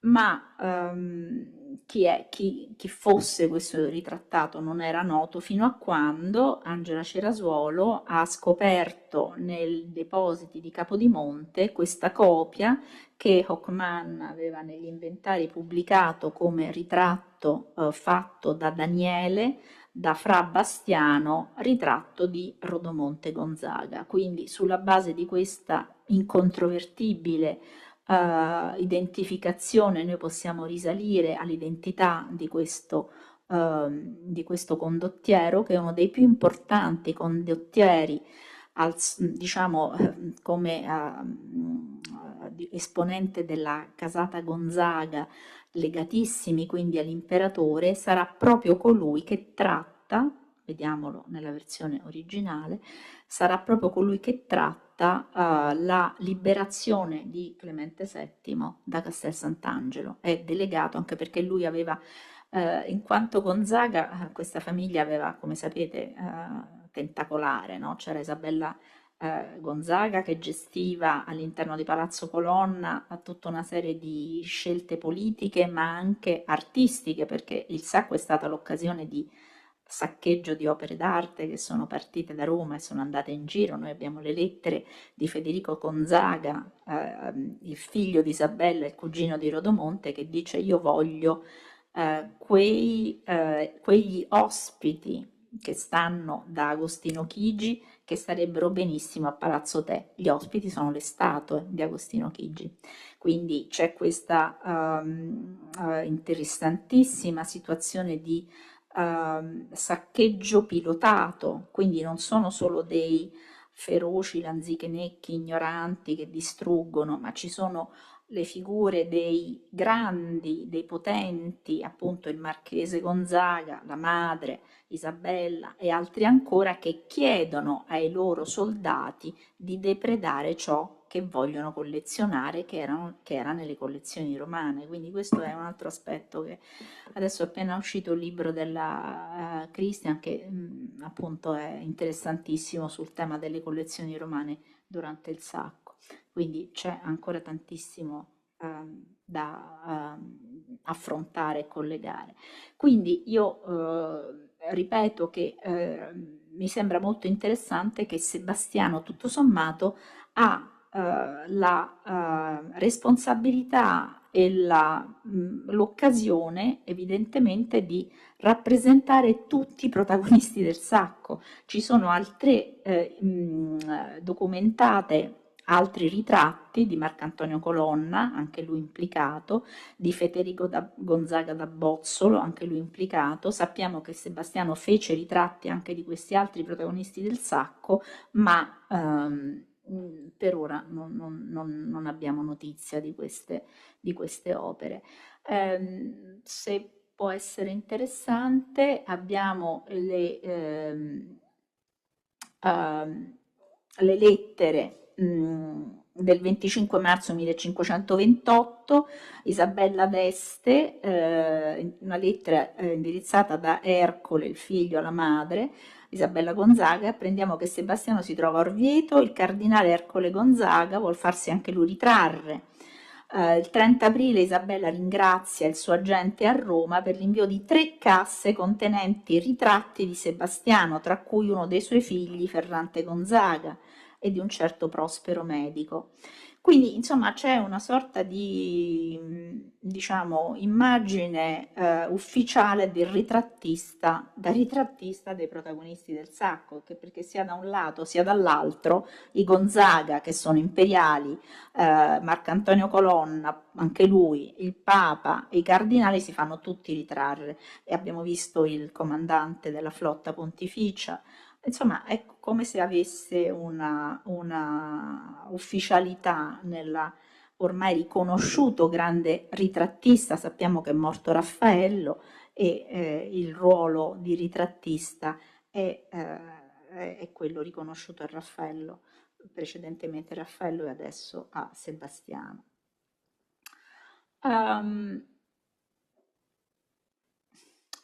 Allora, io mi sono chiesta, al di là di questa scalata di Sebastiano come ritrattista e come autore delle immagini pubbliche, no, dei grandi coinvolti nel sacco, quale potesse essere il punto di svolta, perché anche la mostra che è adesso in corso di preparazione, la mostra che aprirà alle Scuderie del Quirinale il prossimo ottobre del 27, curata da Tom Henry e da Guido Rebecchini, sta mettendo insieme tutta una serie di opere prima e dopo il sacco di Roma, quindi il 1527 come spartiacque, dove si vuole provare a riconoscere un cambiamento, no? Che sia la maniera, che sia un altro tipo di evoluzione, che ci sia effettivamente un radicale cambiamento tra un prima e un dopo, è oggetto di attenzione da parte, come è stato per Chastel, ma insomma si continua a lavorare, come ci ha detto anche Silvia, su questo tema.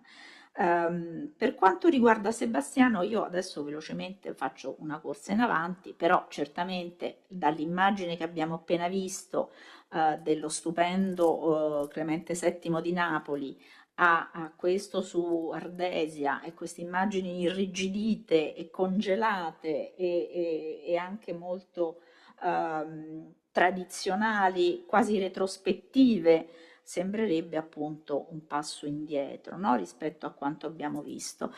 E allora mi sono chiesta, al di là poi degli altri cambiamenti, ma insomma certamente per le Mangie di Clemente VII c'è una visione retrospettiva che probabilmente è stata chiesta, poi ci torniamo, proprio da Clemente, no? Per dare un'immagine di autorevolezza, di autorità, ma in modo retrospettivo. Ripeto, sto cercando di arrivare al punto, mi stavo chiedendo qual è il cambiamento, il punto di svolta, se c'è stato un grande cambiamento nelle opere di Sebastiano prima e dopo il sacco. Il grande cambiamento è l'olio su pietra. Questa bellissima lettera di Soranzo, anche qui un altro veneziano, ancora in questa cerchia veneziana che evidentemente Sebastiano frequenta molto e uno dei suoi grandi supporter, sostenitori è Girolamo Bencucci da Schio, ed è lui che farà avere i suoi buoni uffici che faranno avere a Sebastiano la carica di frate del piombo, che era una carica molto remunerativa, molto ambita e che Clemente VII gli concederà nel 31. Ora, questa cerchia veneziana io la trovo molto interessante e forse merita ulteriori approfondimenti. Qui però abbiamo questa notizia proprio fresca, quasi di giornata, che appunto datata questa lettera 8 giugno 1530, Soranzo scrive a Bembo: dovete sapere che Sebastianello nostro veneziano ha trovato un segreto di pingere in marmo a olio bellissimo, il quale farà la pittura poco meno che eterna. I colori subito che sono asciutti si uniscono col marmo di maniera che quasi impetriscono, ed ha fatto ogni prova ed è durevole. Ne ha fatta un'immagine di Cristo, quindi una testa del Salvatore, ed l'ha mostrata al nostro Signore, cioè al Papa. Quindi dopo il sacco c'è questa grande novità da un punto di vista tecnico e che poi sarà imitata, sarà ricercata da molti altri artisti che su questo modello realizzeranno a loro volta l'olio su pietra. A Sebastiano ha il riconoscimento ufficiale di questa invenzione. Ora ci sono grandi discussioni su questa su questa, diciamo, se è veramente da attribuirgli o meno. Fatto sta che comunque le fonti cinquecentesche, oltre a questa lettera, lo stesso Vasari, che non è mai assicuro, è sempre ipercritico e anche un pochino sgradevole quando tratta Sebastiano perché non è fiorentino, e oltretutto è del campo avverso. Lo stesso Vasari riconosce questa invenzione a Sebastiano, quindi dobbiamo quantomeno immaginare che ci sia stata una novità che tutti hanno riconosciuto o recuperata da altre tecniche o messa a punto e perfezionata, che Sebastiano ottiene e gli viene riconosciuta. Sebastiano si era già misurato con una sfida che era quella dell'olio su muro. L'olio su muro nella Cappella Borgherini, nella flagellazione, è messo a punto da Sebastiano tra il 1516 e il 1524, e chi era il referente lì, il grande modello, che però era stato molto anche lì discusso e non aveva sortito l'effetto desiderato, era stata l'Ultima Cena di Leonardo a Santa Maria delle Grazie. Quindi qui ci si misura con un argomento che è al centro dell'attenzione. Ricordiamo anche che l'olio era stato utilizzato da Giorgione a Venezia, perché ce ne parla di nuovo Vasari. C'è questa tecnica non è che salta fuori dal nulla, ma è al centro dell'attenzione degli artisti tra fine 4 e primi 5, proprio perché consente questa fluidità, questa grande ricchezza cromatica, questo tenebrismo, chiamiamolo così, quest'uso del chiaroscuro, queste velature che l'affresco non consentiva. E con l'olio su muro anche qui Vasari riconosce a Sebastiano questa grande invenzione e messa a punto, perché non è che l'ha inventato, lo ha messo a punto, e Vasari anche entra nei dettagli, dice tale che le figure non scuriscono, quindi l'olio su muro era già stato utilizzato, quello di Leonardo, come sapete, si era spellicolato e a pochi anni già era in cattive condizioni. Altri lo avevano tentato, ma si era scurito troppo presto. Io, sempre in questo progetto di cui mi sto occupando in questi mesi, sto cercando di capire con i restauratori per quale motivo questo in particolare olio su muro non si scurisce, per quali altri motivi invece si scuriscono gli altri oli su muro. Quindi c'è una ricerca anche in corso, per cui non ho ancora risultati, però abbiamo dalle fonti questa notizia che è molto interessante. Quindi si è pensato all'olio di ghianda rispetto all'olio di lino, ma queste sono tutte ricerche che richiedono una competenza scientifica che solo con un lavoro di equipe si possono mettere a punto, ed è l'ideale, è quando si può unire a un'intuizione, a una ricerca storica, a una valutazione delle fonti antiche, delle fonti del tempo, anche una analoga e parallela ricerca scientifica. Si parla dell'olio di ghianda perché nell'inventario alla morte di Sebastiano è citato questo torchio da far olio di quercia, però lì il problema è il torchio che è fatto di legno di quercia o è l'olio che è olio che viene dalla quercia, cioè dalle ghiande? Quindi insomma tutto sempre molto complicato. Anch'io quanto tempo ho? Ancora un quarto d'ora. Ok. Tranquillamente. Quindi partendo dalla cappella Borgherini in San Pietro in Montorio, Sebastiano si è già lanciato su queste sperimentazioni tecniche, e quest'idea della sperimentazione tecnica per me è un punto di forza per contrastare tutti coloro che sostengono che Sebastiano sia impigrito, che dopo il sacco di Roma, che dopo l'ottenimento del ruolo come frate del piombo, per cui aveva uno stipendio senza dover lavorare, a un certo punto diciamo non fa più niente, o comunque diventa meno attivo di quanto avrebbe potuto essere. Anzi, Vasari comincia l'edizione torrentiniana proprio con un'accusa gravissima che non bisognerebbe dare nessuna remunerazione agli artisti perché quelli come Sebastiano poi se ne approfittano e non fanno più niente. Questa è la tua?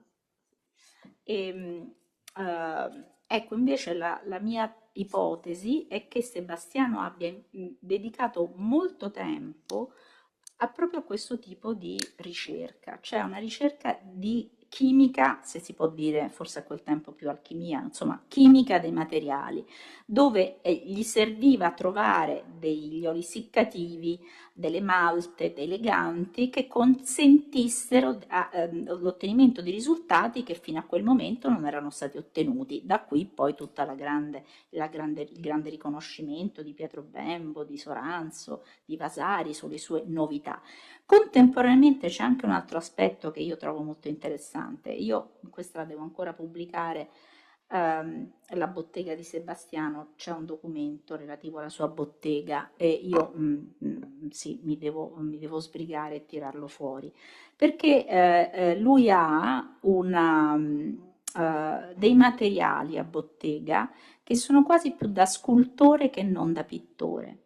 Per quale motivo? Perché le cornici dei dipinti su pietra, poi ci arriveremo, insomma, i dipinti su pietra di Sebastiano non erano incorniciati da una cornice di legno, ma da un commesso marmoreo, perché logicamente se l'obiettivo di un artista è quello di rendere permanente, subspecie eternitatis, un dipinto che non può essere danneggiato né dal fuoco né dall'acqua né da nulla.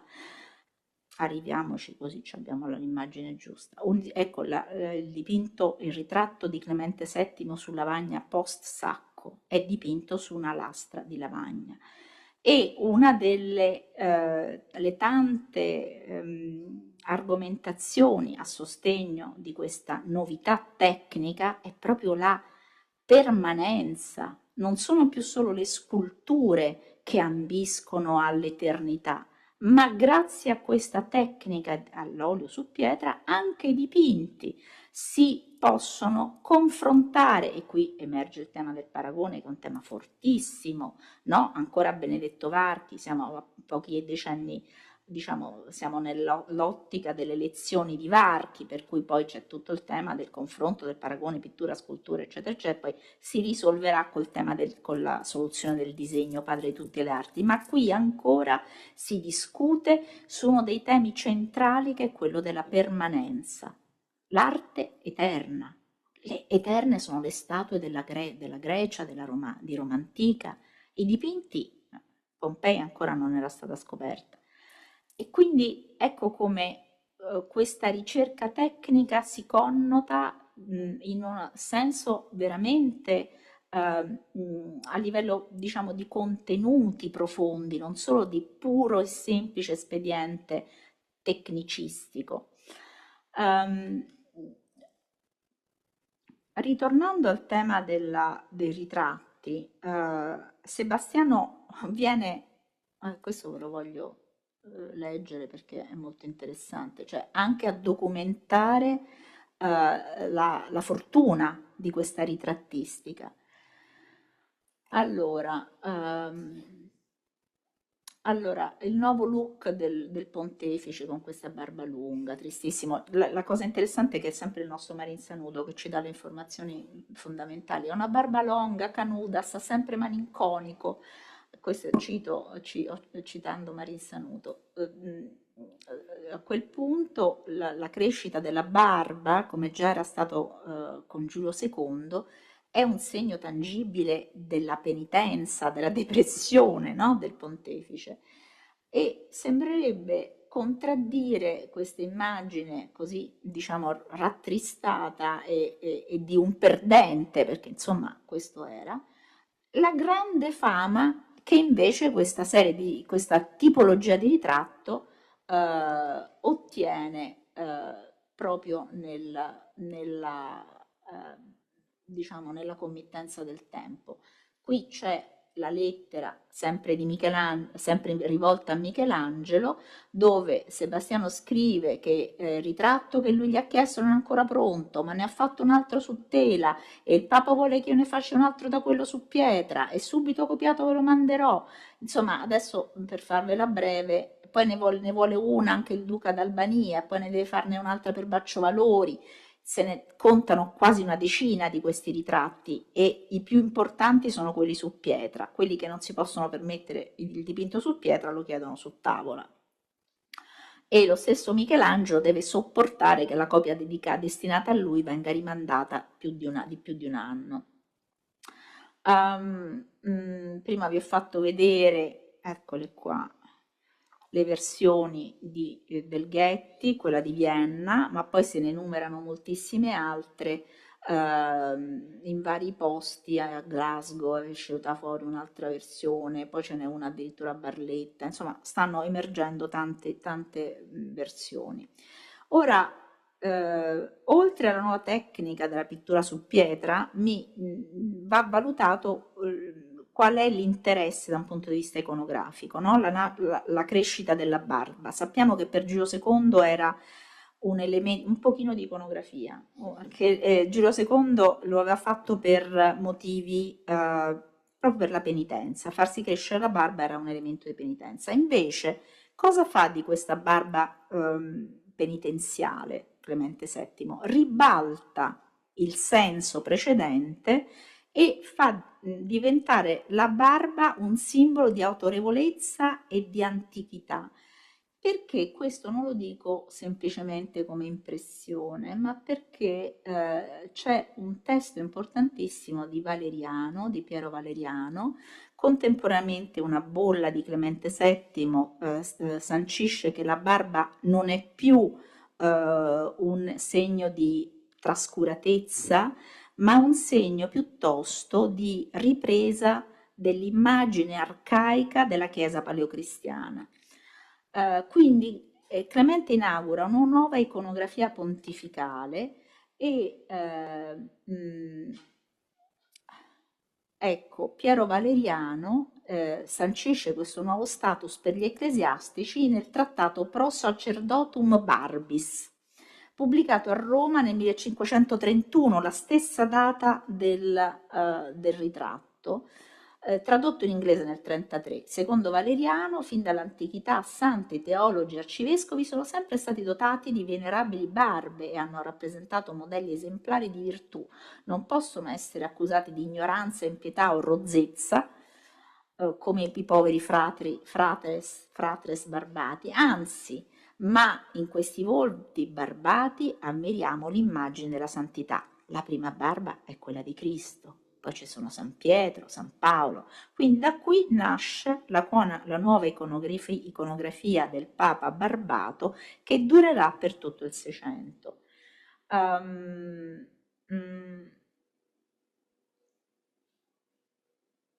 Questo stesso anno abbiamo visto tutta la serie di ritratti e in questo stesso anno, anzi l'anno prima, abbiamo un altro importante episodio di pittura su pietra, olio su pietra, quindi questo momento cruciale che si caratterizza attraverso una serie di committenze importantissime, e cioè la pala della Concezione e Natività della Vergine per la Cappella Chigi in Santa Maria del Popolo. Io qui ho messo una data un po' esagerata, me ne rendo conto, però il 1530, dal 30 al 47, perché Sebastiano praticamente ci mette tutta la vita, d'altra parte è una pala immensa, alta 6 metri, 593 centimetri e larga 3 metri, e questo grafico che vi sto facendo vedere è quello della posatura, è un po' un termine inappropriato, è più giusto dire tessitura dei conci. I conci, cioè le lastre di peperino appoggiate l'una sull'altra a creare una vera e propria muratura, tant'è vero che Sebastiano fa distruggere il muro originale della Cappella Chigi, quello progettato da Raffaello, e al posto della muratura di mattoni originale fa costruire questa muratura di peperini che è sporgente, perché i peperini sono più spessi dell'originale tessitura muraria. Perché dico, inserisco questo dato 1530? Perché all'atto del contratto che Sebastiano firma per la realizzazione della pala di pietra per la cappella in Santa Maria del Popolo, contratto che è gestito da Filippo Sergardi, che è l'esecutore testamentario dell'eredità di Agostino Chigi. Il contratto, che è datato 1530, cita la già preparata pala di pietra, quindi già costruita. I conci sono già stati posti in essere e quello che manca da fare è la realizzazione pittorica. Quindi al 1530 era già stata stabilita la realizzazione su pietra. Ora, qual è l'aspetto interessante di tutto questo? Io mi sono sempre chiesta come fa nel contratto, adesso non ce l'ho da leggere, ma insomma è strapubblicato, nel contratto viene detto che possa stare a confronto con le più grandi opere di Roma del tempo, e in particolare la Trasfigurazione di Raffaello di San Pietro in Montorio, che era il massimo a cui si poteva aspirare. Ecco, è richiesto proprio nel contratto che debba reggere il confronto con la pala di Raffaello, quindi lo perseguitava anche da morto, perché era il suo rivale, nonostante tutto continuava a aleggiare questa figura ineffabile, insomma la superiorità di Raffaello era chiaramente riconosciuta da tutti. Ecco, lui riesce a ottenere questa committenza perché è su pietra. Era l'unica novità e l'unica, diciamo, rivoluzione e assoluta, diciamo, unicità di questa proposta, di questa committenza, cioè dipingere su pietra. E la pittura su pietra è qualcosa che richiede una nuova tecnica, un nuovo metodo, e poi fioccano le committenze come quella della Pietà di Ubeda per lo Scobos, quindi per uno dei grandi rappresentanti del potere imperiale, che va a finire appunto a Ubeda adesso al Prado, 1533 la committenza. Qui, vabbè, forse non vale la pena adesso di metterci a leggere tutti i testi, tanto questo è Vasari, anche quest'altro è Vasari, però quello che mi faceva piacere sottolineare è come ci sia una perfetta corrispondenza tra quanto scrive Vasari sulla tecnica dell'olio su pietra e dell'olio su peperino, quindi quanto è stato analizzato nella effettiva, eccola qui, la pala di pietra di Agostino Chigi, della Cappella Chigi, effettivamente corrisponde l'analisi delle sezioni di queste tre sorte di imprimitura di cui ci parla Vasari. Ecco qui le analisi microstratigrafiche su sezione lucida individuano a diretto contatto con le superfici lapide del supporto un corposo strato dal colore d'insieme grigio-nerastro dello spessore di circa 60 micron con tre diverse stesure contestuali di resina di pino, cioè quello che Vasari descrive come pece greca, che va stesa con la cazzola infuocata, e poi sopra vengono realizzati le stesure pittoriche miscelati con olio siccativo che non sapremo mai, ancora non riusciamo a capire se è olio di ghianda o olio di lino. Comunque insomma la tecnica descritta da Vasari è verificata e certificata dalle analisi che sono state fatte nel 2017 in occasione del restauro della pala.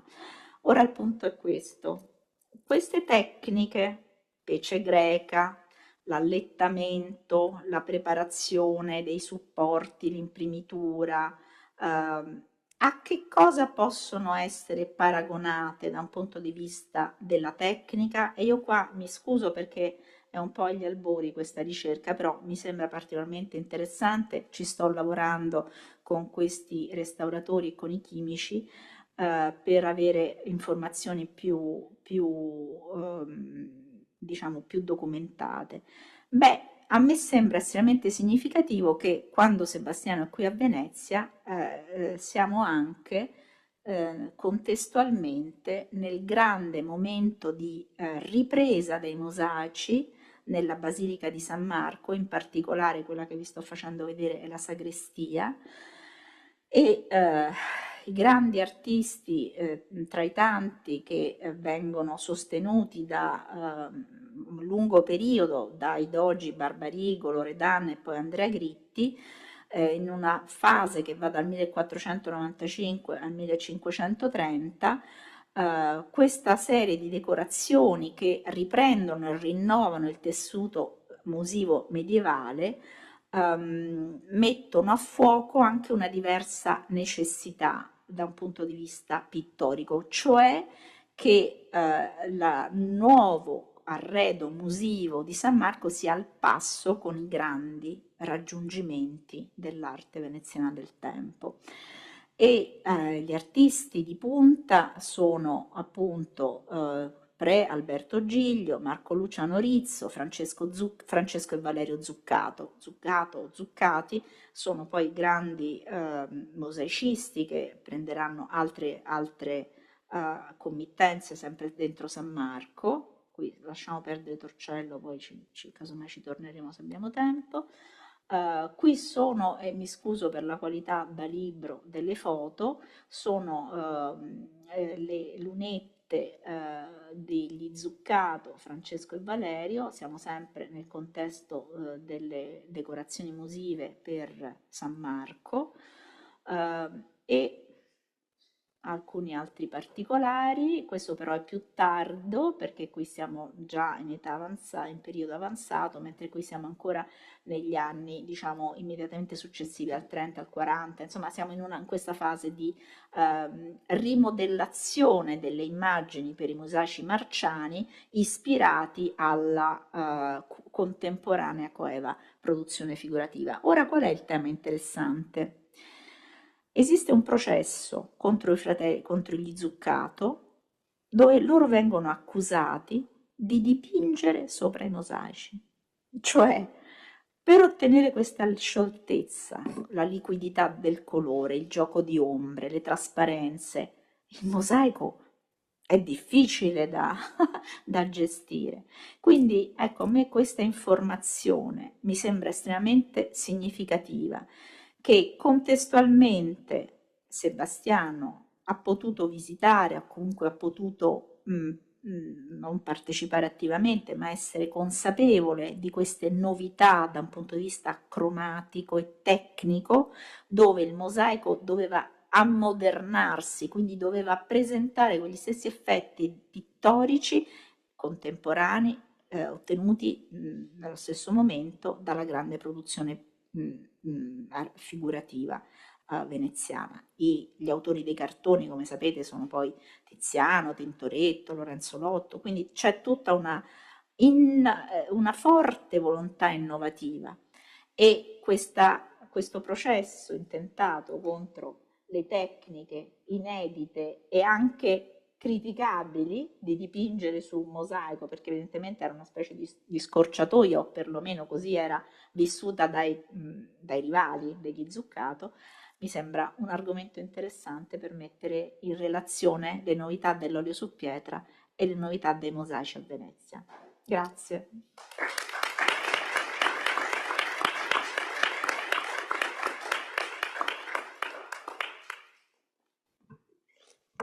Benissimo, grazie Costanza per questa appassionante lettura, su cui penso avremo tante cose a partire dalla quale potremo insomma discutere di tanti aspetti.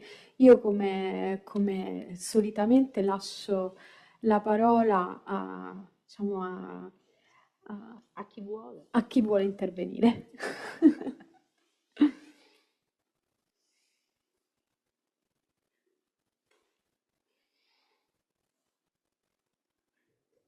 Prego. Allora sì, ecco, grazie mille per questi interventi molto belli, molto stimolanti. E ecco, volevo riflettere insieme alla professoressa Costanza Barbieri su una analogia che ho ritrovato con alcune ricerche che anch'io ho appena proprio cominciato sui cosiddetti quadri di mosaico, cioè mosaici che entravano nelle collezioni private e venivano collezionati, e questo appunto forse a partire dalla seconda metà del Cinquecento, e un grande collezionista è appunto Federico Contarini, che aveva una enorme collezione di antichità e pochi dipinti in realtà, molta scultura e soprattutto questi quadri di mosaico. E perciò trovo personalmente significativa questa analogia che si può creare tra la nuova tecnica di Sebastiano del Piombo, di questa pittura su pietra, e appunto questo mosaico che diventava mobile. Sì, sì, sì. E poi ha concluso appunto con questo accenno ai mosaici, perciò mi si è accesa la lampadina e ho detto, ah, forse sì, allora sì. E ecco, questo non è una vera e propria domanda, è solo per capire se siamo effettivamente allineati. Mi sembra sì molto importante, perché anche il mosaico, come la pittura su pietra, ha questa eternità e questa durevolezza, che era comunque un valore che noi forse siamo meno sensibili a questo tipo di valore, però per loro significava la permanenza, cioè quella era un'immagine con una permanenza diversa rispetto a un dipinto su tela o su tavola. E poi ho dimenticato di dire una cosa, questa storia delle cornici, dicevo che nella bottega di Sebastiano c'erano una serie di marmi colorati, perché lui faceva anche le cornici di commesso marmoreo. Quindi tutta questa lentezza di Sebastiano nella sua tarda attività, forse perché stava ingegnandosi a trovare una nuova tecnica anche per fare i commessi marmorei, perché non puoi mettere una cornice di legno a un dipinto Certo. su pietra. Quindi è proprio anche una diversa attenzione ai marmi mischi, a quelli che vengono considerati come invenzioni dell'opificio, no? delle granducali, delle officine granducali della seconda metà del Cinquecento. In realtà sappiamo che già la Pietà di Ubeda aveva una cornice a commessi marmorei fatta sempre da Sebastiano. E, ma insomma questo non era solo suo, sicuramente faceva parte di un'attenzione alla ricchezza cromatica delle pietre. Poi insomma Venezia, voglio dire, è sempre avuto questa grande caratteristica, no? Basta pensare alle chiese veneziane. Quindi mi sembra interessante riagganciare questi aspetti. Sì, anche perché, se posso aggiungere un'ultima cosa, da questi documenti emerge proprio anche una coppia poi di opere celebri, quindi non solo ritratti di mosaico, ma anche per esempio Federico Contarini aveva questa copia della Madonna del Pesce di Raffaello, A mosaico. a mosaico, sì, e che si conserva tra l'altro fino all'Ottocento, ma poi sparisce al correre. E quindi sì, insomma, è molto interessante. Grazie. Grazie a lei. Altri interventi, riflessioni, domande, eventualmente anche naturalmente da casa, se qualcuno vuole intervenire, vedo che ci sono collegati tanti colleghi anche. Sì, prego, prego. Grazie a entrambe le relatrici e professoresse per questi interventi. Avevo anch'io una domanda per la professoressa Costanza Barbieri sulla tecnica di Sebastiano del Piombo, che ho visto sul San Luigi di Tolosa, che usava diversi pigmenti dello stesso colore assieme, nello stesso strato, in questo caso del San Luigi Minio e Cinnabro, e mi chiedevo se usava i pigmenti allo stesso modo in olio sul muro o se cambiava e ah, sì, li usava in un altro modo, visto che il supporto è molto diverso. Grazie. Allora, Paolo Giovio ci dice proprio che la specificità della tecnica cromatica di Sebastiano è quella delle velature, quindi di colori diversi, stesi l'uno sopra l'altro, come parlavamo prima, lei suggeriva, ricordava Minio Cinabro, e questo avviene anche nella Pietà di Viterbo, avviene in tutte le opere che sono state analizzate. Questa l'indagine che è stata fatta sulla Pala Chigi sembra riportare uno spessore un po' più corposo del colore rispetto alle velature, però dobbiamo anche immaginare che la destinazione della pala d'altare in una cappella molto buia avesse un altro tipo di richieste, però è un argomento molto interessante che andrebbe anche calibrato rispetto al contesto. Sicuramente anche la Borgherini ha degli aspetti di velatura e lì andrebbe veramente fatta una ricerca, però è un argomento interessante, cioè quanto cambia da pittura su tela e tavola rispetto a pittura su muro o su pietra. Quindi questa è una sfida. Quindi se capisco bene, lei dice che ci sono anche le velature sul muro, olio sul Sì, muro. l'obiettivo era proprio quello di poter realizzare sul muro una pittura da cavalletto. La Per questo stessa cercano tecnica. disperatamente di trovare delle tecniche che consentano di usare la stessa tecnica a olio anche sul muro. Poi bisogna vedere quanto riescono a ottenere gli stessi identici risultati, però il presupposto è proprio questo, ottenere questa corposità delle ombre, queste trasparenze. Va detto anche che Raffaello ci riesce nella stanza di Rodoro d'affresco, questo lo devo dire, nonostante io sia una fan di Sebastiano, però devo riconoscere questo. Grazie.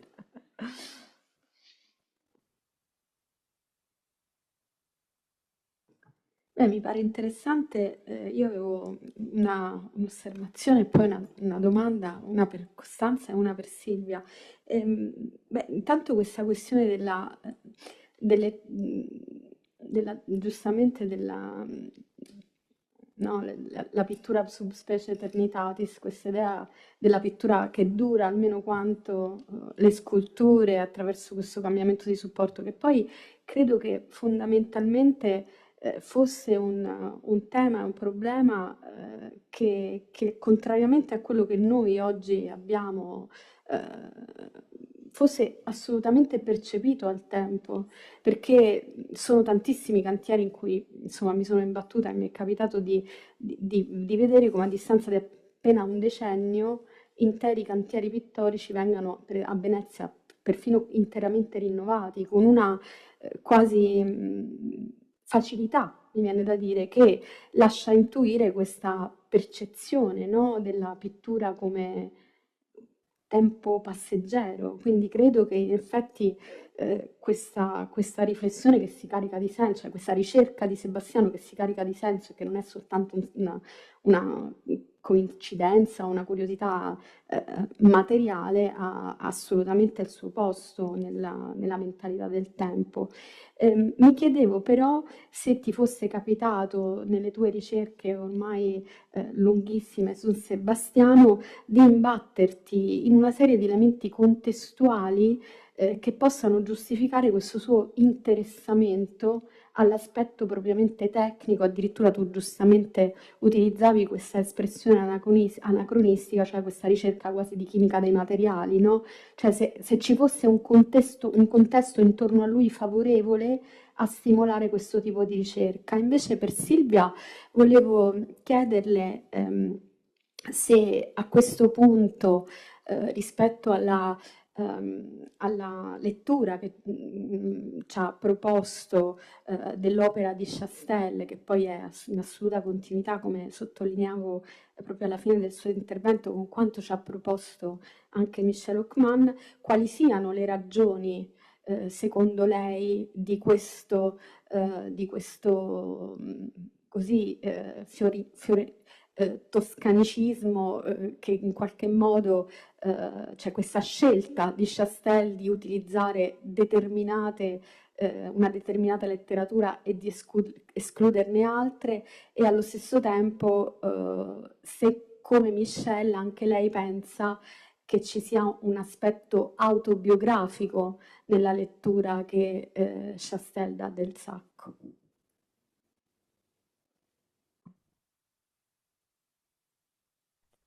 Vai Costanza. Vado prima io. Allora, per me è una domanda molto interessante e questo aspetto della chimica, per così dire, dei materiali lo lascio alla fine perché è quello più da indagare.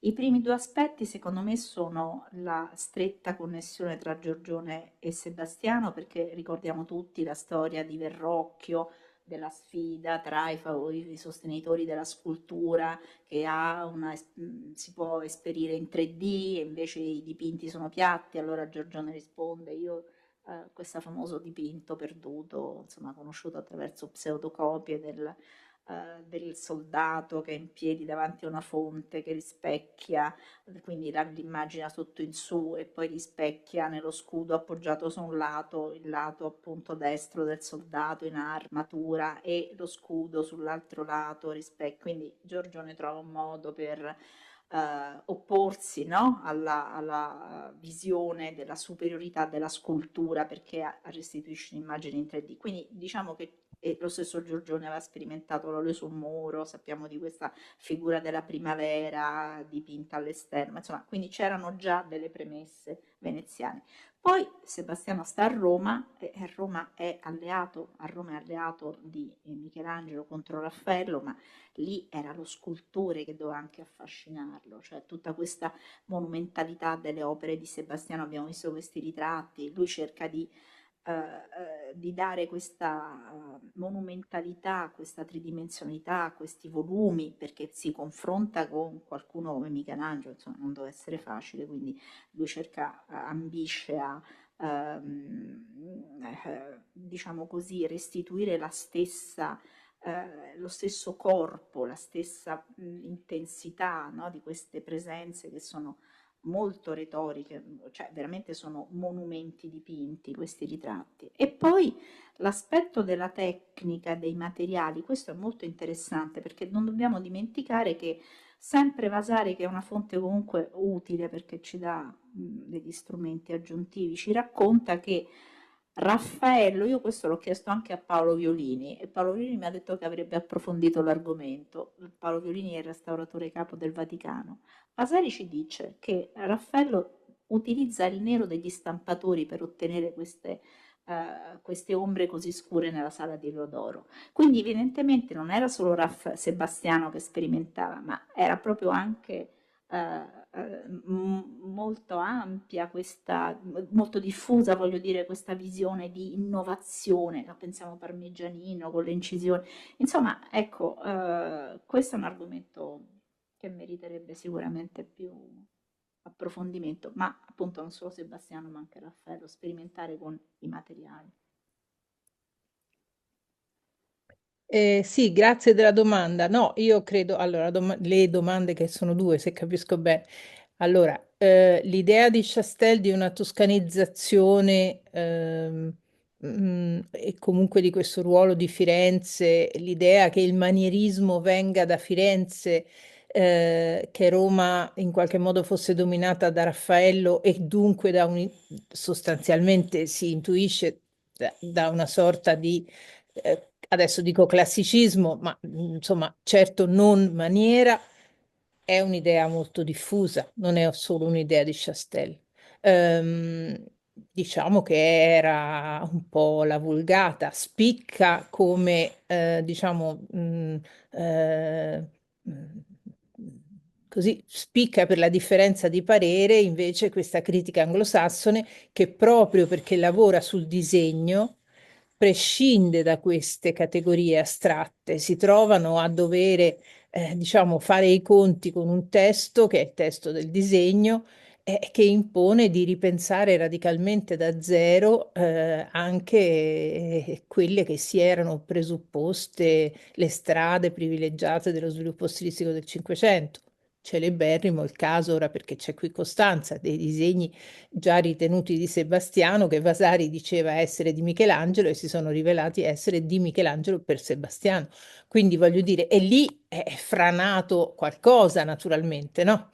Fare i conti con il disegno ha significato nel XX secolo anche di fatto scalzare certi presupposti consolidati, ma obiettivamente che non hanno tenuto all'analisi capillare.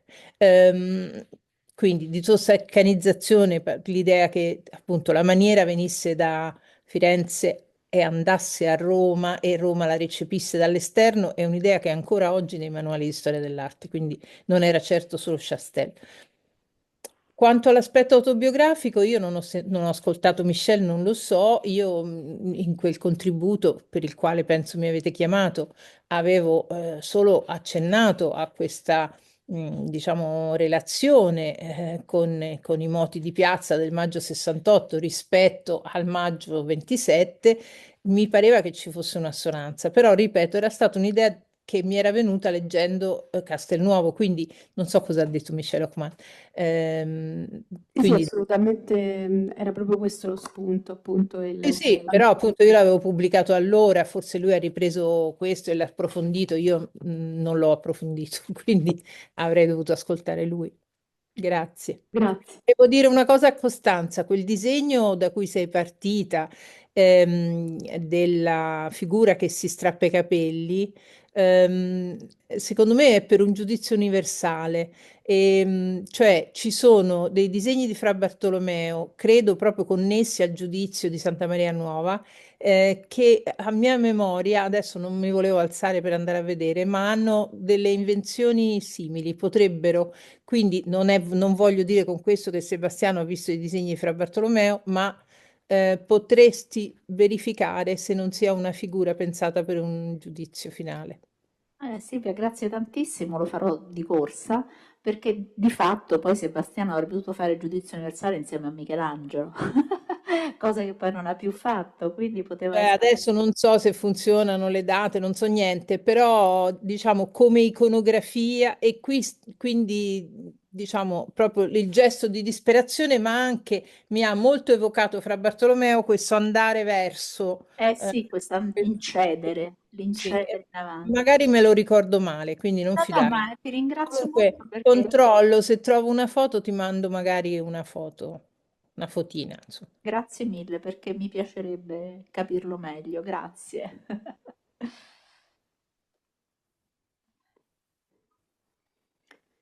Altre osservazioni, domande?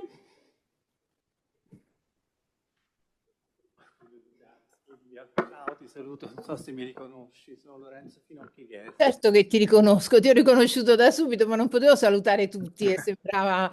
Insomma, anzitutto complimenti e grazie a entrambe per queste relazioni estremamente stimolanti, belle e complimenti a te in particolare per queste foto meravigliose che ci hai fatto Ecco, foto vedere, che perché io sono non do veramente l'autorizzazione di registrare solo né tu, di solo tu. diffondere, perché no, no, cioè, guardate, sono foto del Vaticano, io non ho i soldi per pagare i diritti e il Vaticano controlla moltissimo, quindi vi prego di non diffondere questo PowerPoint. L'ho scritto, ma lo ribadisco a voce. Dimmi. Sono strepitose proprio.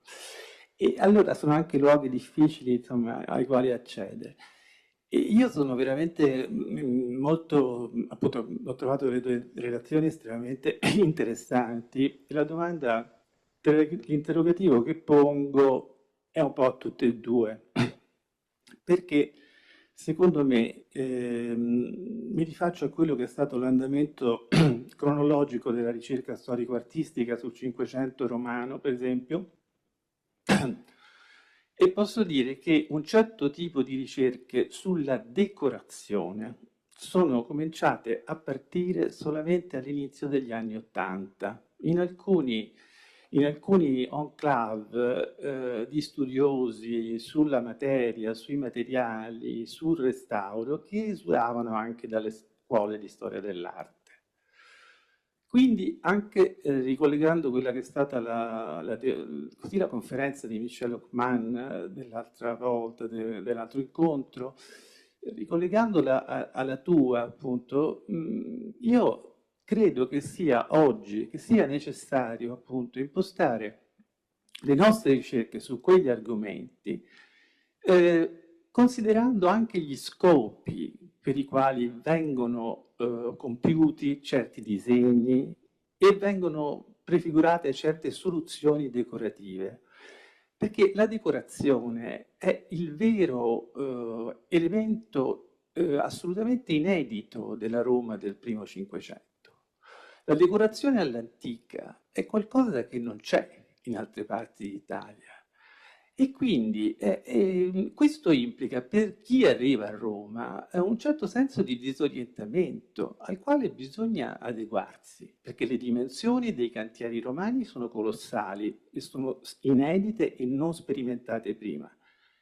E quindi c'è necessità, secondo me, di considerare proprio tutto quello che attiene alla decorazione, che è un elemento caratterizzante della civiltà di maniera, perché prima non c'era.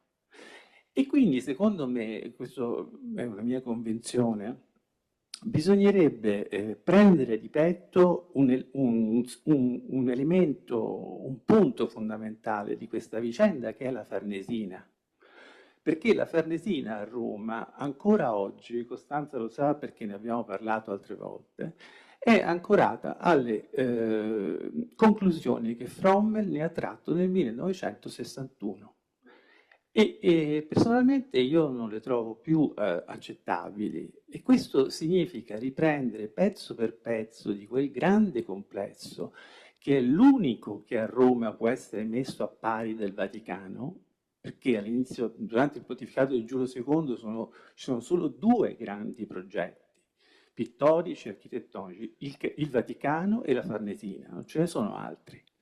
Quindi questa Farnesina, con una cronologia diversa e molto più ritardata di quella che appunto oggi viene naturalmente acquisita, cioè la fabbrica finita nel 1511-12, che è assurdo, secondo me, implica di andare a rivedere tutto quello che c'è nella Farnesina, come è stata fatta, perché quello è un modello imprescindibile, ecco, secondo me.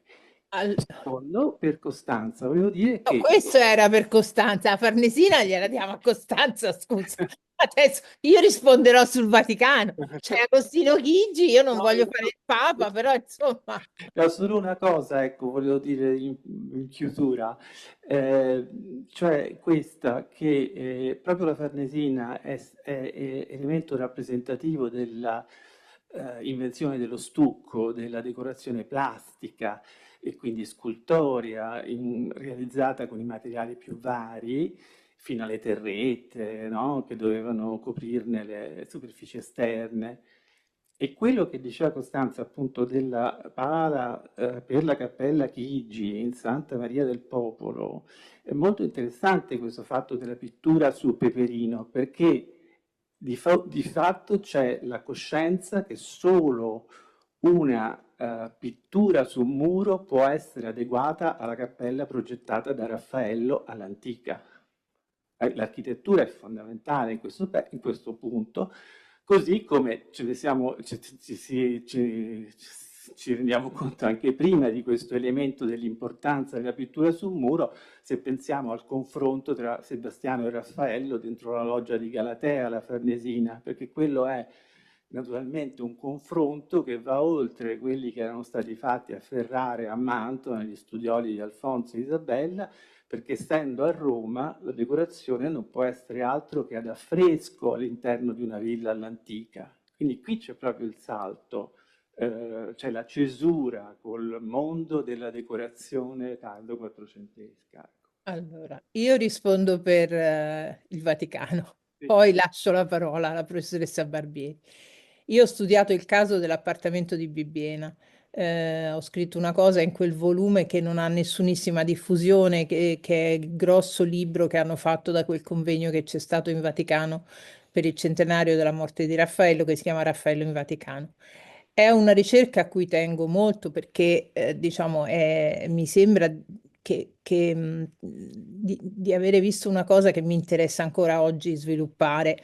Ehm, io penso che Bibbiena, che è noto per essere stato, diciamo, noto agli studi della letteratura italiana e celebrato come tale da Baldassare Castiglione, lo dico per i ragazzi, nel corteggiano, Bernardo Dovizzi da Bibbiena era noto per essere un autore letterario che prediligeva il comico. Scrive anche una commedia, una delle prime commedie che si chiamava La Calandria.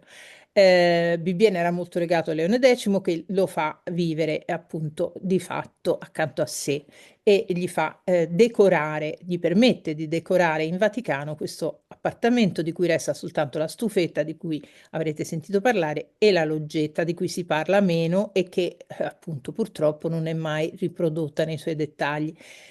Sono anche due decorazioni che hanno avuto dei restauri, insomma, bisognerebbe studiarle meglio, bisognerebbe poterle fotografare tutte. Il Vaticano le ha fotografate, ma sono fotografie non pubblicate. Allora, qual è il problema?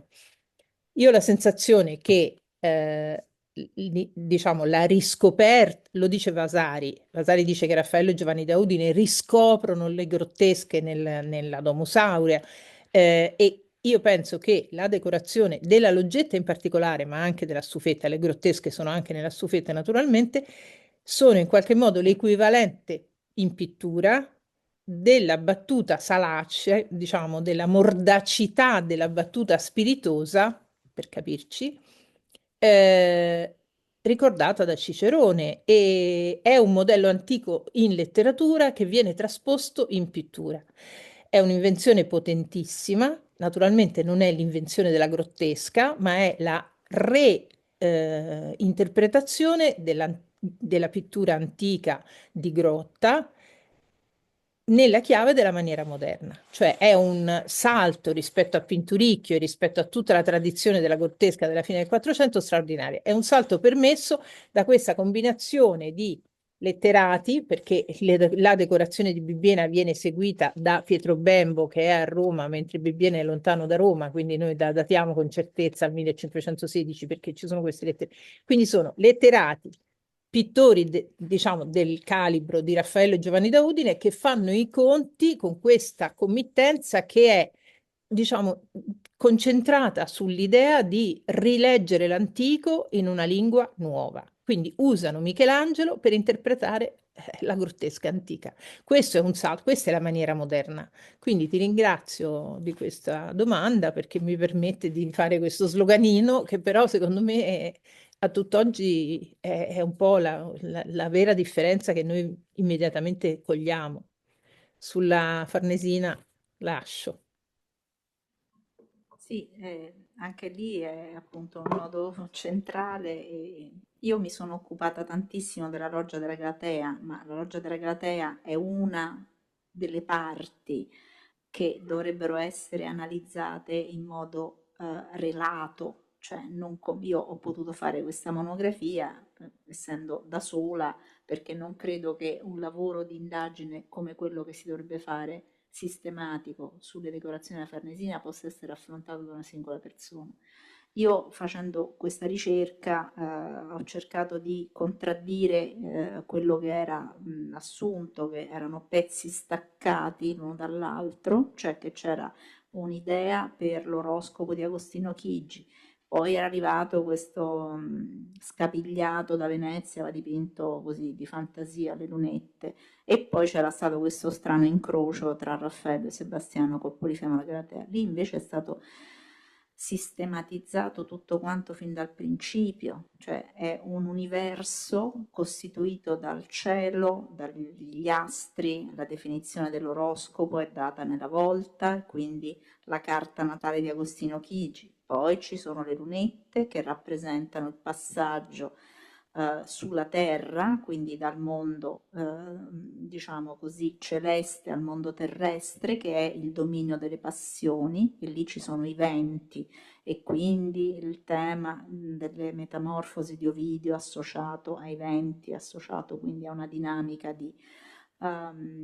esistenziale, perché ci sono i vari vizi, no? Tutte le passioni incontrollate che l'uomo, che può avere la migliore configurazione astrale, però poi deve vivere sulla terra, quindi si deve confrontare con le passioni che dominano, che sono l'invidia, la gelosia, la lussuria, tutte le, diciamo, le rappresentazioni di Ovidio volgono a questo, intendono evidenziare questo, quindi ci sono dei elementi diciamo di grande spessore che gestiscono da un punto di vista letterario. Beh, conosciamo tutti Brosio Palladio, Egidio Gallo, che descrivono questo cantiere con toni ammiratissimi.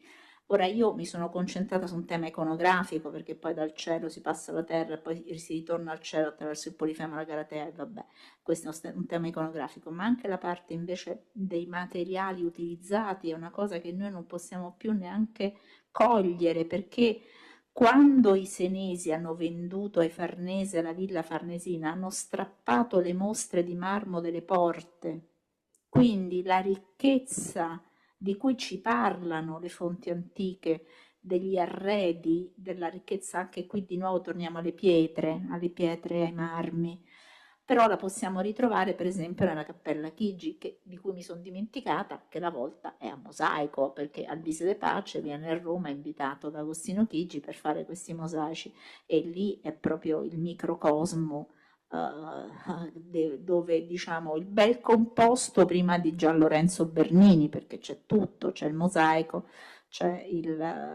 ci sono i marmi colorati, c'è l'oro, insomma è un tema eccezionale. Quindi grazie, perché si andrebbe avanti all'infinito. No, Ma grazie a finisco te. qua. L'ultima cosa che mi ha molto incuriosito e volevo proporti anche era questa, cioè parlando di olio su muro, tu parlavi di questo documento che evidentemente non è ancora pubblicato relativo alle cornici che pensi potessero essere di marmo, no?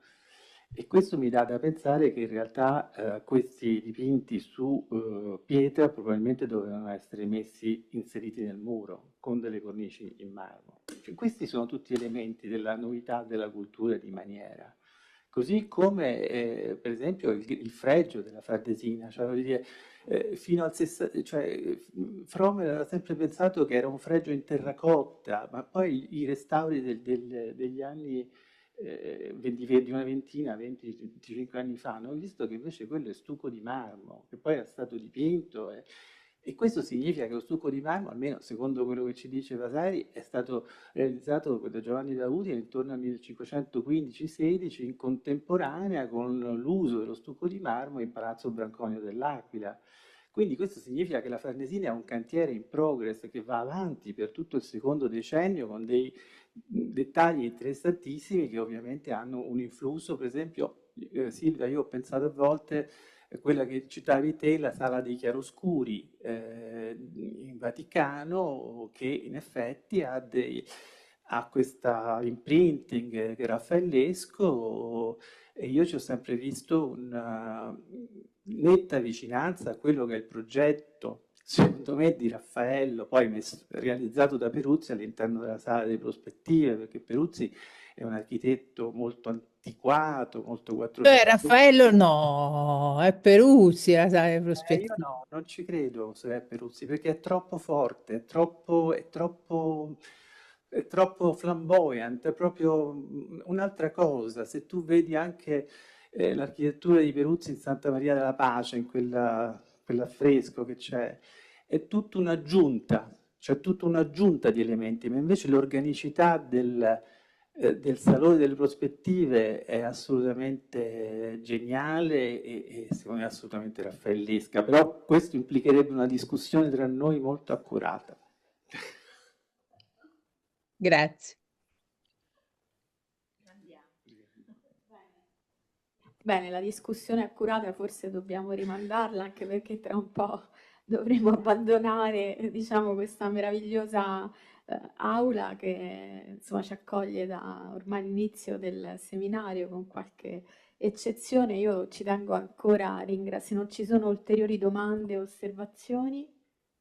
Mi pare di no, ok, ci tengo ancora a ringraziare moltissimo Silvia e Costanza per queste belle presentazioni e per questi molti spunti di ricerca.